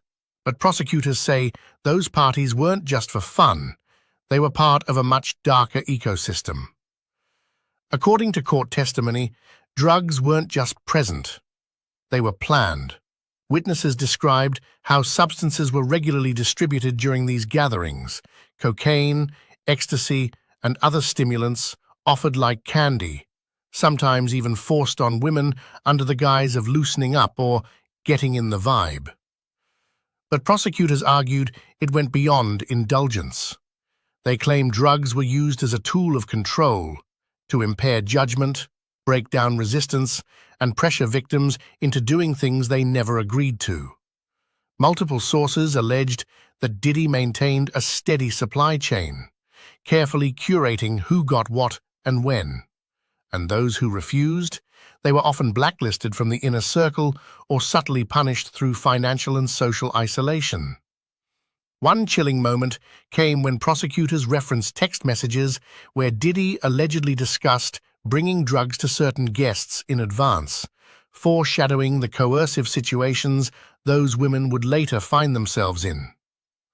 What once looked like the high life now started to look like a carefully manufactured trap, where drugs weren't just entertainment, they were bait.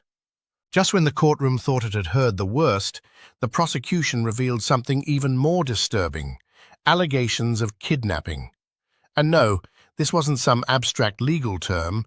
These were detailed, terrifying accounts of individuals, especially women, being held against their will, with no way out. Prosecutors alleged that Cassie Ventura, among others, was subjected to scenarios where she was trapped physically and psychologically. In one instance, Cassie was reportedly locked inside a hotel suite with Diddy's security stationed outside the door. No phone, no freedom, no consent. But it wasn't just about physical confinement, it was about emotional control. Multiple witnesses described moments where women tried to leave only to be intercepted by staff, gaslighted into staying, or threatened with personal or professional ruin if they spoke out. According to the government, Diddy allegedly used fear, confusion, and dependency to isolate these women. Some of them were flown out for events, only to discover later they couldn't just pack up and go home. Their flights, their lodging, their mobility, all controlled.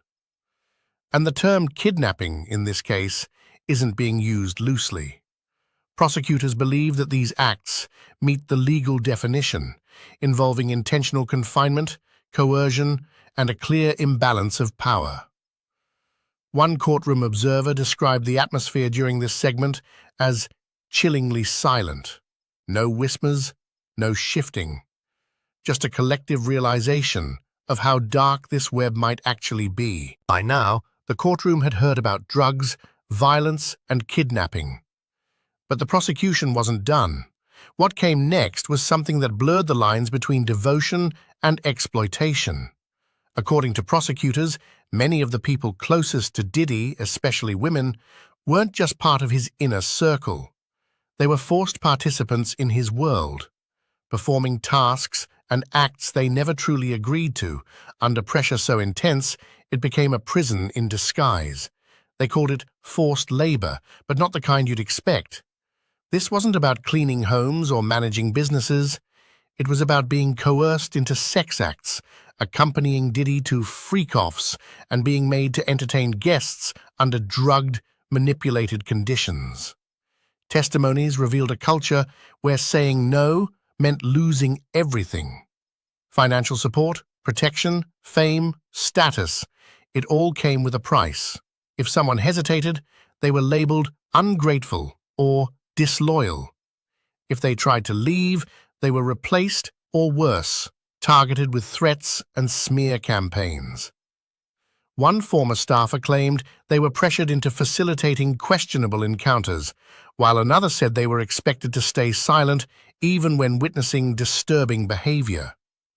According to the prosecution, the entire structure was built to ensure complete dependency, so that no one could act freely and no one would dare speak out.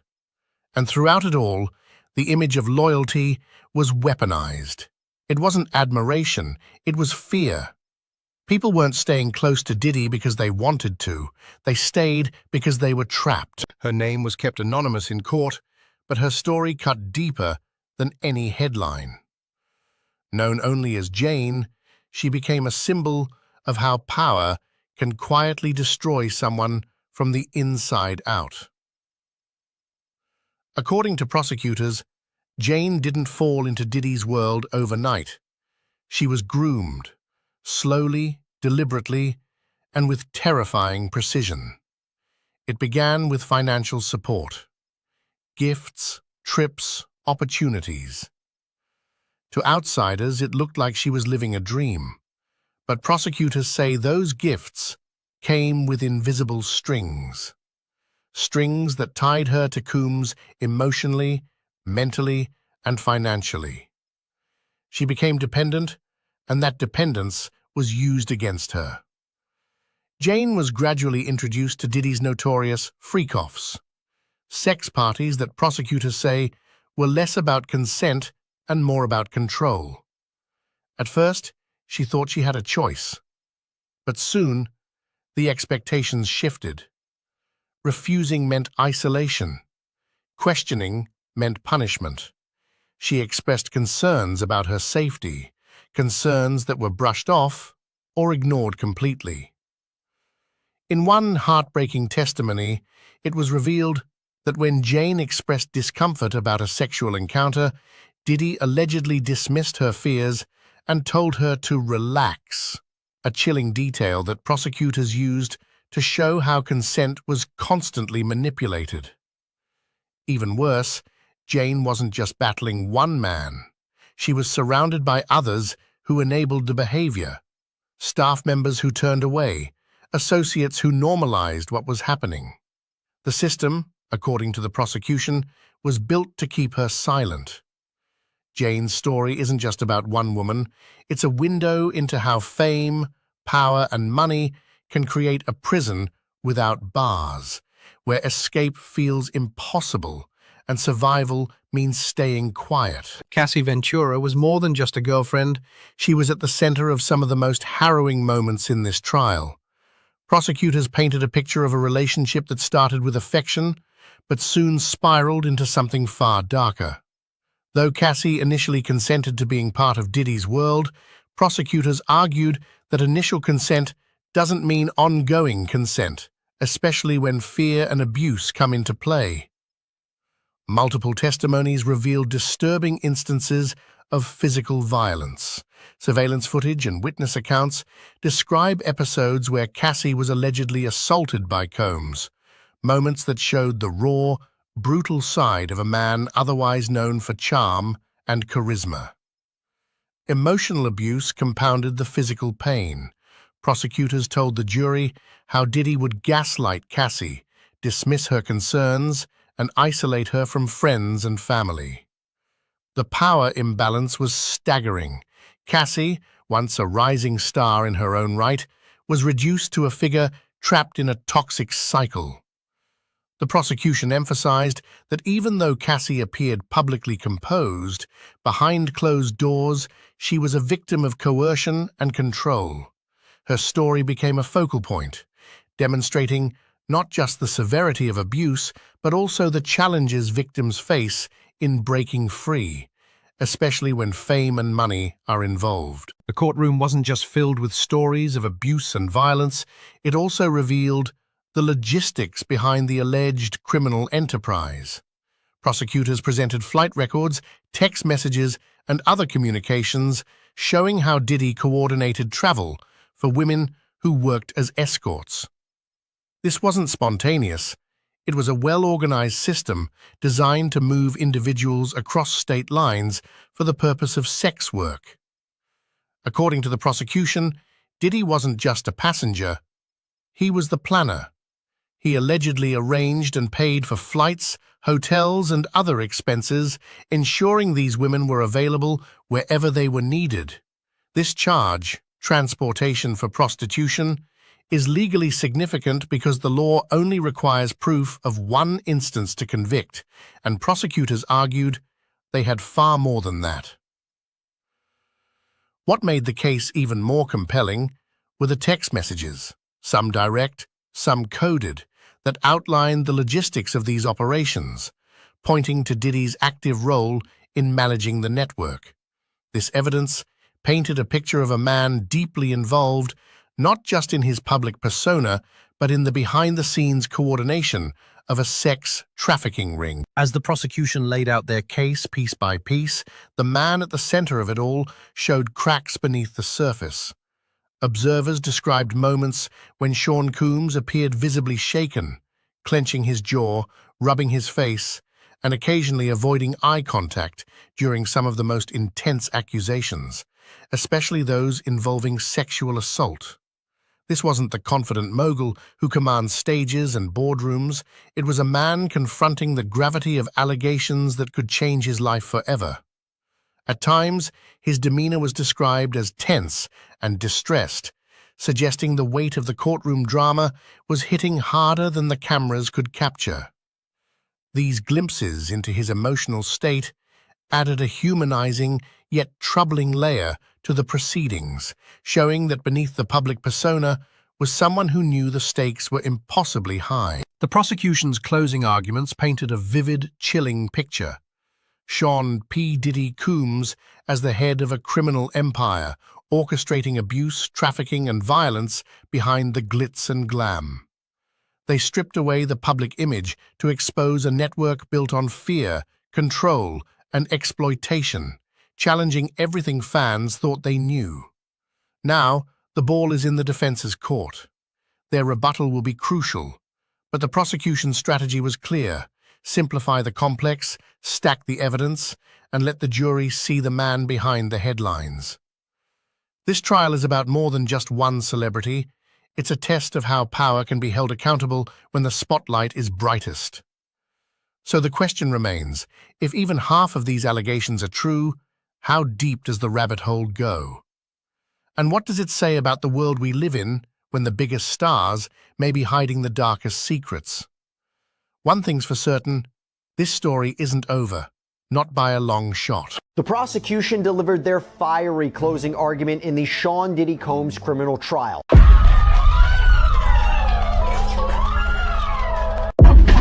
Savage! I'm a savage! Oh! I'm a savage! What would you do if the only parent you had left was being accused of running a criminal empire?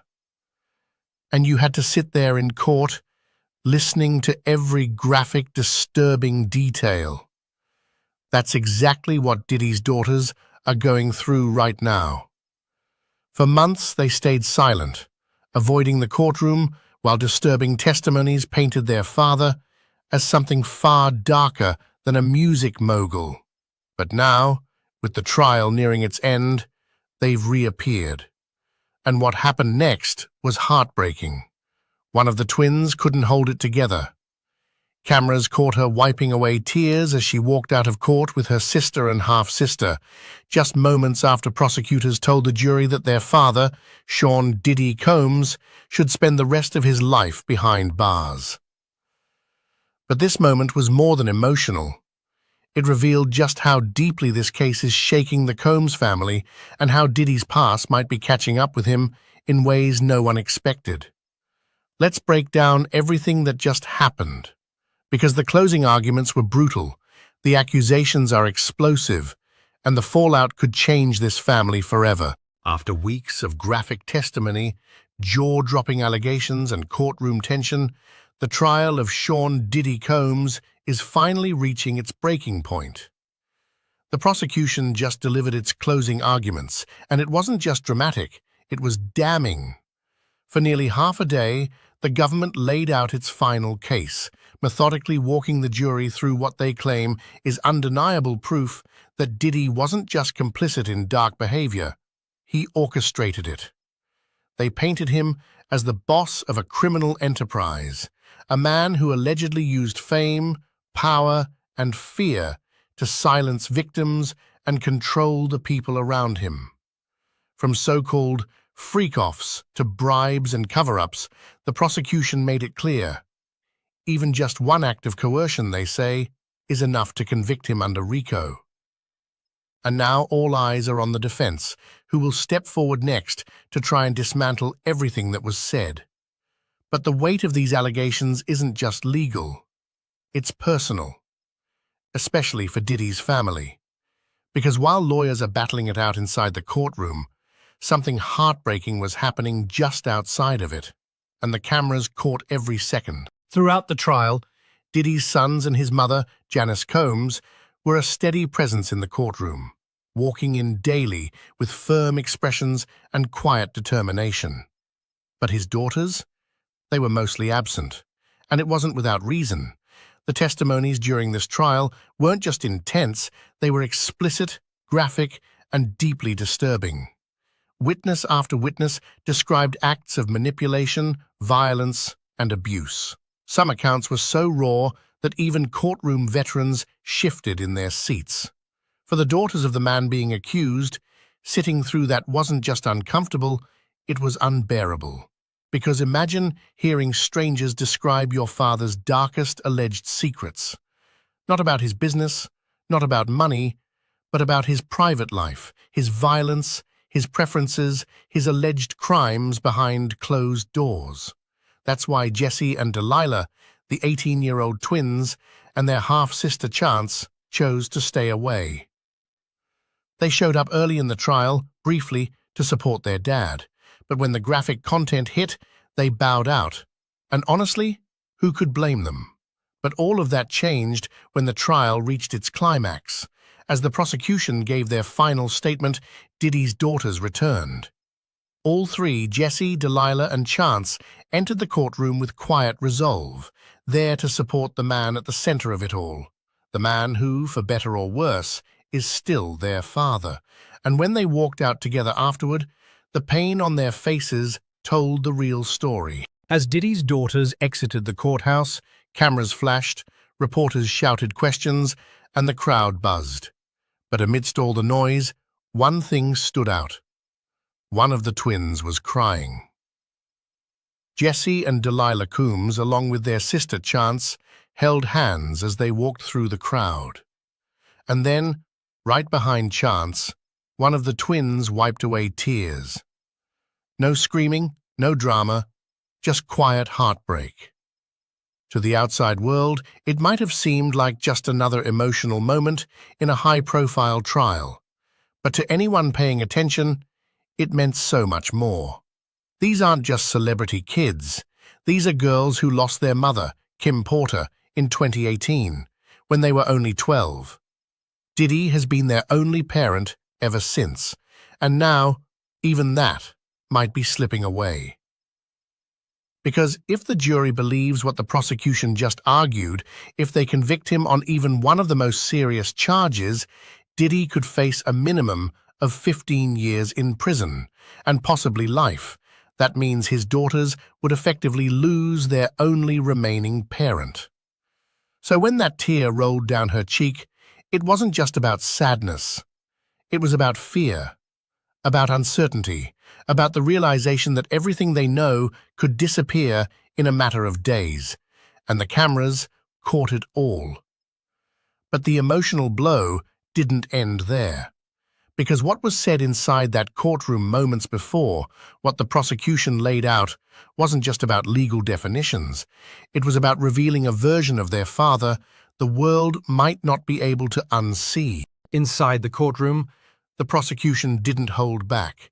They painted a chilling picture, one where Diddy wasn't just a powerful entertainer, but the mastermind of a coordinated criminal operation. They described him as a man who used his influence not just to build an empire, but to allegedly hide the darkness behind it. They accused him of running a criminal enterprise where everyone from close friends to paid employees helped protect and enforce his control. Names were dropped. Real ones. Christina Courtroom, allegedly earning over $600,000 a year, was called a co-conspirator. D-Rock and Uncle Paulie, both longtime members of Diddy's circle, were also named. The message was clear. This wasn't just about Diddy acting alone.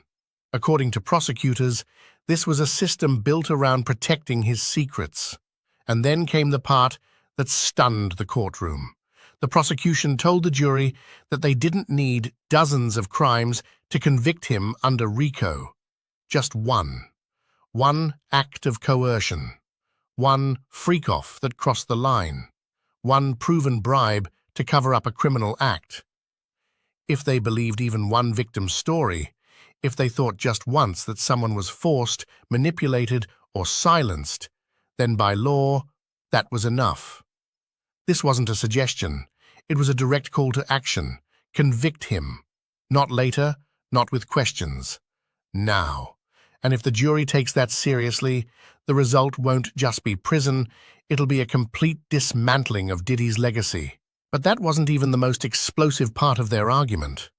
Because when they started talking about money, power, and cover-ups, things got even darker. If the earlier parts of the trial raised questions, this section was designed to answer them, with blunt force. According to the prosecution, Diddy didn't just commit acts behind closed doors. He paid people to keep them there. Witnesses took the stand and admitted they had been bribed. Some said they were given cash to disappear. Others said they were paid off to change their stories. And the jury heard all of it. One particular witness said flat out, "Yes, I was bribed, and here's what I did with the money." That statement hit like a bomb in the courtroom, because under RICO laws, bribing someone to cover up a crime isn't just shady, it's criminal. And when it's part of a broader pattern of behavior, it becomes racketeering. That's the very heart of what the prosecution says Diddy built, an operation to protect himself through silence, fear, and money. They laid out the formula clearly: coercion or assault, pay the victim to stay quiet, get caught on camera, pay off the witnesses, facing exposure, use loyal insiders to do damage control. The message? This wasn't chaos, it was control. And the scariest part, if the jury believes even a few of those claims, it could be enough to lock Diddy away for decades. One count of trafficking alone carries a minimum sentence of 15 years. That means if he's found guilty on just one major charge, Diddy, who just turned 55, could be behind bars until he's 70. Add more charges and we're talking life. So yes, the tears from his daughters make sense, because the system that once made Diddy a mogul may now be the very thing that takes him down. But while the courtroom focused on legal facts and financial trails, what's happening outside that legal bubble might be even more heartbreaking. Behind every headline, every shocking testimony, and every closing argument, there are kids, real kids, trying to make sense of a reality they never asked for. For Jesse and Delilah, Diddy's 18-year-old twins, the courtroom isn't just a legal battlefield. It's where they're watching their last parent possibly vanish. Their mother, Kim Porter, passed away in 2018. And now, the father who raised them is being called a criminal kingpin in front of the world. That's more than a news story. That's trauma. These aren't moments they'll forget. Not the headlines, not the photos, not the cold silence of the courtroom as strangers debate whether their dad deserves to spend the rest of his life in a prison cell. And it's not just the twins. Diddy has 4 daughters, baby Love, who's still too young to understand what's happening, Chance, who walked out of court beside her sisters, and the twins, whose tears are now forever frozen in media footage. They didn't choose this, but they're living it. And here's the question no one wants to ask, but everyone's thinking. How would Diddy feel if one day a man treated his daughters the way he allegedly treated Cassie? Would he still try to silence it with a payoff? Would he still call it a misunderstanding? Or would he demand justice? These aren't easy questions, but they're the ones people are starting to ask. Because this case isn't just about crimes, it's about consequences, not just for Diddy, but for the daughters forced to carry his name through the wreckage. The courtroom may be filled with lawyers, evidence, and legal strategy, but outside of all that, there's something much heavier hanging in the air, the collapse of a family. Diddy built an empire, one of the most powerful names in hip-hop, business, and entertainment. But in the final moments of his trial, what we saw wasn't power, it was fragility. It was a daughter quietly crying as cameras flashed. It was children clinging to the man who might not walk free again. The prosecution didn't mince words. They want the jury to convict him of trafficking, racketeering, and more. They want him behind bars for decades, possibly for life. And if that happens, his legacy won't be his music, his business deals, or the artists he helped shape. It'll be this trial. It'll be the stories of pain, control, and cover-ups. It'll be the image of his daughter wiping away tears as she walks out of a federal courthouse. It'll be the silence that follows a verdict too heavy for anyone to fully comprehend. Because at the end of the day, this case isn't just about what Diddy did or didn't do. It's about the ripple effect. The children left behind, the mother already lost, the lives forever changed. And that's the part no one can cross-examine. For Jesse and Delilah, Diddy's 18-year-old twins, the courtroom isn't just a legal battlefield, it's where they're watching their last parent possibly vanish. Their mother, Kim Porter, passed away in 2018, and now, the father who raised them is being called a criminal kingpin in front of the world. That's more than a news story, that's trauma. These aren't moments they'll forget, not the headlines, not the photos, not the cold silence of the courtroom as strangers debate whether their dad deserves to spend the rest of his life in a prison cell. And it's not just the twins. Diddy has 4 daughters. Baby Love, who's still too young to understand what's happening. Chance, who walked out of court beside her sisters. And the twins, whose tears are now forever frozen in media footage. They didn't choose this, but they're living it. And here's the question no one wants to ask, but everyone's thinking. How would Diddy feel if one day a man treated his daughters The way he allegedly treated Cassie? Would he still try to silence it with a payoff? Would he still call it a misunderstanding? Or would he demand justice? These aren't easy questions, but they're the ones people are starting to ask. Because this case isn't just about crimes. It's about consequences, not just for Diddy, but for the daughters forced to carry his name through the wreckage. Let me know in the comments. Do you feel for Diddy's daughters? Do you think justice is being served? Or is this something even deeper than we're being told? Don't forget to subscribe if you want more on this story and others like it. She showed up uninvited, eyes wild, fists clenched. Then she screamed, "If I find out you're fucking him, I will kill you." That wasn't a movie line. That was a real text sent by Cassie. And now, it's evidence in a federal courtroom. The woman on the receiving end of that threat? A former babysitter for Diddy's kids? Prosecutors say Cassie believed she was sleeping with Diddy, so she pulled up, furious, and started banging on the woman's front door. This wasn't just jealousy. This was a symptom of years of control and manipulation. Cassie wasn't just angry. She was broken. Cassandra trapped in what Ventura, experts who now has call a testified that trauma Mr. bond, Combs where abuse physically is so abused her constant, and the coerced victim her starts to lose into all sense of marathon sex reality. sessions, is And being here's the twist. cross-examined by his The defense prosecution team. didn't use this to In paint its her as cross-examination violent. on They used it to show Thursday how of deep the damage Cassandra ran, Ventura, how a pop the star singer who known once as smiled on Cassie, red carpets Sean had been Combs' turned into defense someone team has ready to introduced kill over hundreds Diddy. of messages between And them, that's just the beginning. many Up explicit. next, Diddy's His wild lawyers hope airport their meltdown, communications will secret show that Ms. freak-offs, Ventura and was a shocking loving revelations from partner Cassie's sealed and an testimony. enthusiastic Hit that participant like in the button. marathon sex Subscribe sessions for the with truth, prostitutes because that this Mr. trial Combs is called just heating up. freak-offs. He The stormed defense through had JFK acknowledged in Airport its like a man opening statement on possessed. Monday Eyes that Mr. wild, Combs was shirt soaked in responsible for sweat, domestic violence shouting into two and had an phones at once, unconventional sex pacing, life. screaming, But jurors were cursing. told then that the Bystanders evidence said it would looked show like he was having not a guilty of the breakdown. charges of sex trafficking behind the and scenes, racketeering conspiracy. He was losing control of Cassie, of the narrative, and of the secrets he'd spent decades hiding. This wasn't about heartbreak. This was about power, control, fear. Cassie had finally left him, quietly, carefully, but he found out. And according to law enforcement, that's when Diddy snapped. His private jet was grounded, his security team scrambled, and Diddy, he was reportedly paranoid she was going to ruin him.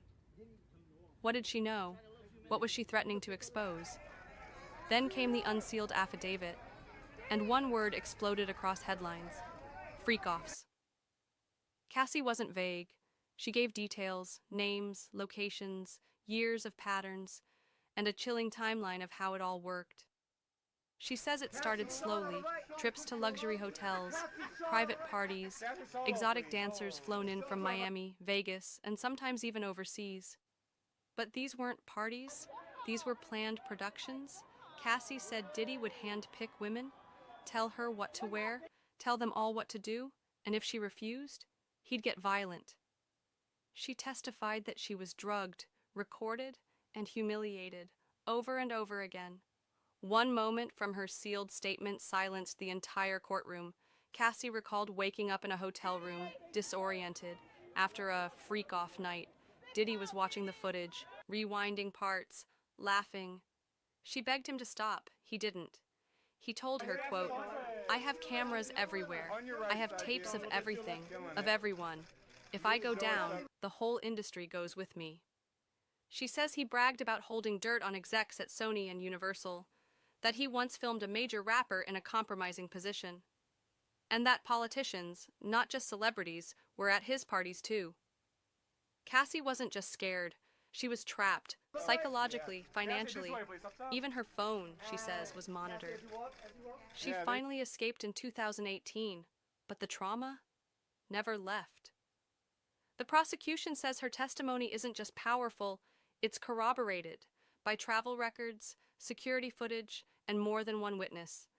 And just when people thought it couldn't get darker, a former bad boy artist stepped forward, and what he said could make this a full-blown criminal conspiracy case. The industry knew him as a mogul, a kingmaker, the man behind the curtain of Bad Boy Records. But behind closed doors, whispers said he ran it like a cult. Enter Mark Curry, a former bad boy artist. He'd been quiet for years, but now he's speaking out. In a viral live stream, Curry didn't hold back. He said, quote, "Everything Cassie said, I saw it. I lived it. It's been going on for decades." Curry claimed Diddy used surveillance like a weapon, hidden cameras in studios, in homes, even in hotel rooms. He described a chilling moment when an artist confronted Diddy about being secretly recorded. The next day, that artist was blacklisted. No airplay, no appearances, career over. But Curry's most disturbing claim? That Diddy kept what insiders called a blackmail vault. A private collection of hard drives, footage, photos, audio, all locked in a hidden room in one of his LA properties. Allegedly, that vault holds evidence of everything: drugs, sex, celebrities, executives, even politicians. Federal investigators are now looking into whether that vault exists and whether it's being used to silence witnesses. Sources close to the investigation say agents are working to locate the property. They've already subpoenaed surveillance data, phone records, even NDA contracts Cassie signed under pressure. One federal source told Rolling Stone, "If even half of what's in that vault exists, this becomes bigger than one man. This becomes Hollywood's Epstein moment." Meanwhile, Diddy's legal team has gone silent. His top lawyer abruptly quit, and a new PR firm has stepped in, specialized in crisis management for billionaires. But the real storm is coming from inside the industry. Executives are panicking. Old collaborators are deleting photos. Influencers who once bragged about partying with Diddy now distancing themselves publicly, because they all know if that vault sees the light of day, careers will end, deals will collapse, and Diddy won't be the only one in handcuffs. Next, Cassie's sealed court audio leaks, and the voice in the tape could be the smoking gun. The courtroom was silent. No cameras, no press, just lawyers, a judge, and a single flash drive. On it? Audio files Cassie recorded in secret, moments she said she feared for her life. One tape starts with a soft knock on a hotel door, then Diddy's voice, low, slurred, angry. She pleads with him. You can hear it, her voice, shaking. "Please stop. You said you wouldn't do this again." What follows is hard to listen to. Yelling, glass breaking, a thud. And then silence. Sources say the judge went pale. Even Diddy's own lawyers didn't speak. These tapes were never meant to be heard. They were locked away in sealed evidence, protected by NDAs, until the lawsuit forced them into the light. But that's not all. Another file reportedly includes audio of a phone call, Diddy threatening a man Cassie had been texting. He says, "I know where you live. You don't want to end up missing, bro." Federal prosecutors believe these tapes prove a pattern: control, fear, violence, and worst of all, premeditation. Legal experts say the recordings could lead to multiple felony charges, not just for Diddy, but for anyone who helped cover it up. Meanwhile, Cassie has vanished from the public eye. Her legal team says she's in a safe location, protected by private security. One insider said she's prepared to testify, but only under federal protection, because she's terrified. And she's not the only one. A second woman has come forward, an ex-employee of Combs Global. She claims she was paid to clean up crime scenes, literally. She said, "My job wasn't branding, it was scrubbing blood out of carpets." Suddenly, the case isn't just about Cassie, it's about a system built on fear and silence. And the question everyone is now asking, who else knew? Who helped him? And who's next? Coming up next, the Diddy raids. Why federal agents stormed his homes coast to coast, and what they found hidden behind a false wall. March 25th, 2024, 7:02 a.m., two unmarked SUVs pulled up to Diddy's Los Angeles mansion. By 7:05, FBI agents were scaling the gates, guns drawn, body armor on. They weren't there to ask questions. They were there to seize evidence. Across the country, a second team raided his Miami home. Simultaneous, coordinated. Federal, why? Because prosecutors had finally seen enough. Cassie's testimony, the sealed tapes, and a trail of bank records that allegedly led straight to offshore accounts. Inside the LA home, agents found something strange, a room with no door, just smooth drywall. They tapped it, hollow. Behind it, a hidden vault. No one knew it was there, except Diddy and maybe one other person. Inside, stacks of cash, unregistered firearms, several phones wrapped in foil, meant to block signals, and hard drives. Dozens. One agent reportedly told a colleague, "It's like he was prepping for war." The Miami raid wasn't any calmer. Neighbors described helicopters circling, dozens of agents swarming the property. There, they seized luxury cars, surveillance footage, and an entire security room filled with monitors, some showing live feeds from inside other homes. Homes not owned by Diddy. Now investigators believe he may have been spying on more than just his staff, including women he was romantically involved with. Even worse, some of those feeds reportedly show acts that prosecutors are calling non-consensual and potentially criminal. The feds are now sifting through terabytes of footage. Every second could be evidence. Insiders say the Department of Justice is preparing a RICO case. That's the same law used to take down mafia bosses. Because this isn't just about one man, it's about an entire operation. Combs Global, the bodyguards, the assistants, even former executives may face charges if they're found complicit. And just when you think it couldn't get darker, one name keeps coming up in the investigation. A rapper turned mogul, once Diddy's closest ally. Someone who may have known everything, but stayed silent. Coming up in part 6, the betrayal, the silence, and the Hollywood elite scrambling to cut ties before it's too late. April 2nd, 2024. As the federal investigation tightens its grip, whispers ripple through Hollywood's elite. Once inseparable, Diddy and his longtime ally, rapper and mogul Jay-Z, now find themselves worlds apart. Sources say Jay-Z's camp quickly began distancing themselves the moment raids hit the news. Private calls were made, meetings held behind closed doors. Why? Because no one wants to be caught in a scandal of this scale. Insiders reveal tensions ran high during a recent industry event. A private conversation between two top executives went viral, off the record. One said, "This isn't just Diddy's problem, it's ours." Cassie's explosive testimony triggered a seismic shift. Many who once supported Diddy now question their loyalty. Even friends closest to him admit they're shocked by the allegations. And it's not just celebrities. Major brands and sponsors are pulling ads. Concerts and collaborations are on indefinite hold. The music industry is facing a reckoning. Behind the scenes, executives are scrambling to protect their investments. Executives who once saw Diddy as untouchable now fear massive fallout. But the biggest shock? Diddy's silence. He has yet to make a public statement. His social media accounts are eerily quiet. No denials, no explanations.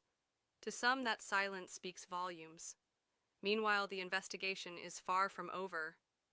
Federal prosecutors are zeroing in on the alleged criminal network and the possibility that multiple high-profile figures could be implicated. Will this scandal rewrite the rules of Hollywood power? Only time will tell. In Part 7, we'll uncover shocking new details from inside the trial and what witnesses are revealing about Diddy's empire. April 10th, 2024.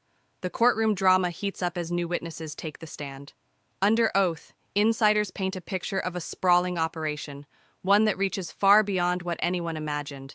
One key witness, a former close associate, detailed secret meetings, coded messages, and undisclosed financial transactions. They described an empire built on influence, money, and power, with Diddy at the center. Cross-examination revealed contradictions and attempts to minimize involvement, but the prosecution pressed hard. Another witness, an ex-employee, testified about irregularities in business dealings and suspicious cash flows.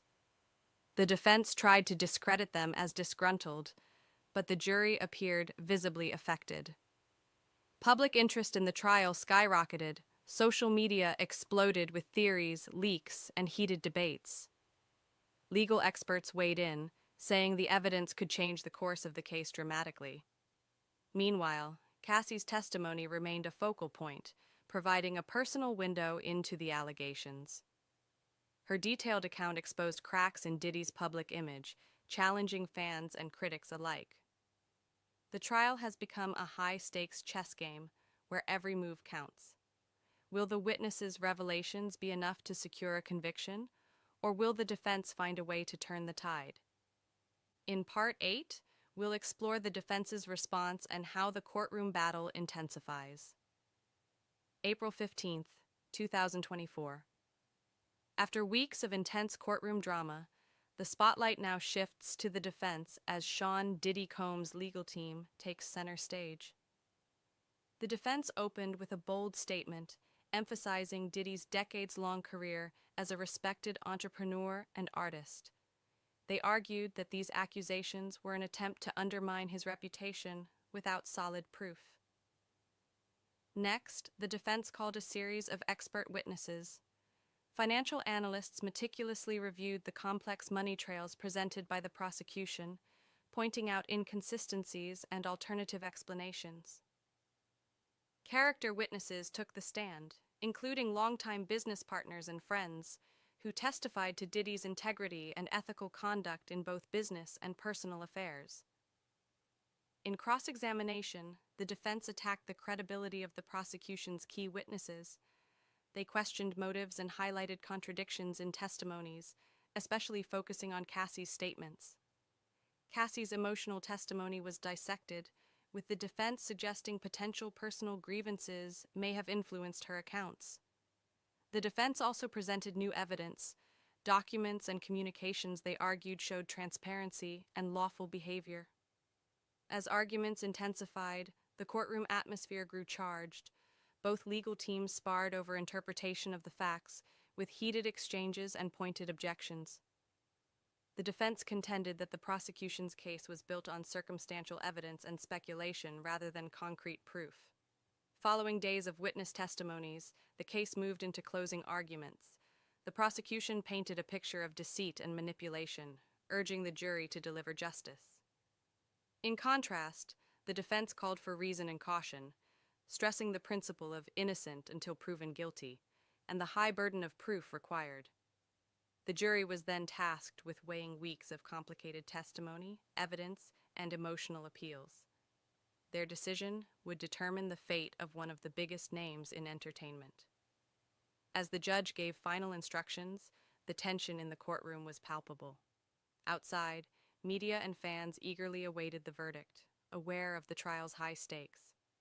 This concludes our detailed coverage of the Sean "Diddy" Combs criminal trial. Stay tuned as the story unfolds and justice takes its course. Thank you for joining us for this in-depth look at the Sean "Diddy" Combs criminal trial. This case has captivated the world, revealing the complexities behind fame, fortune, and the law. As the jury deliberates, we'll continue to follow every development closely and bring you the latest updates. Don't forget to like, subscribe, and hit the notification bell to stay informed on this and other breaking celebrity news. Leave your thoughts and predictions in the comments below. What do you think the verdict will be? We want to hear from you. Until next time, stay safe and stay curious.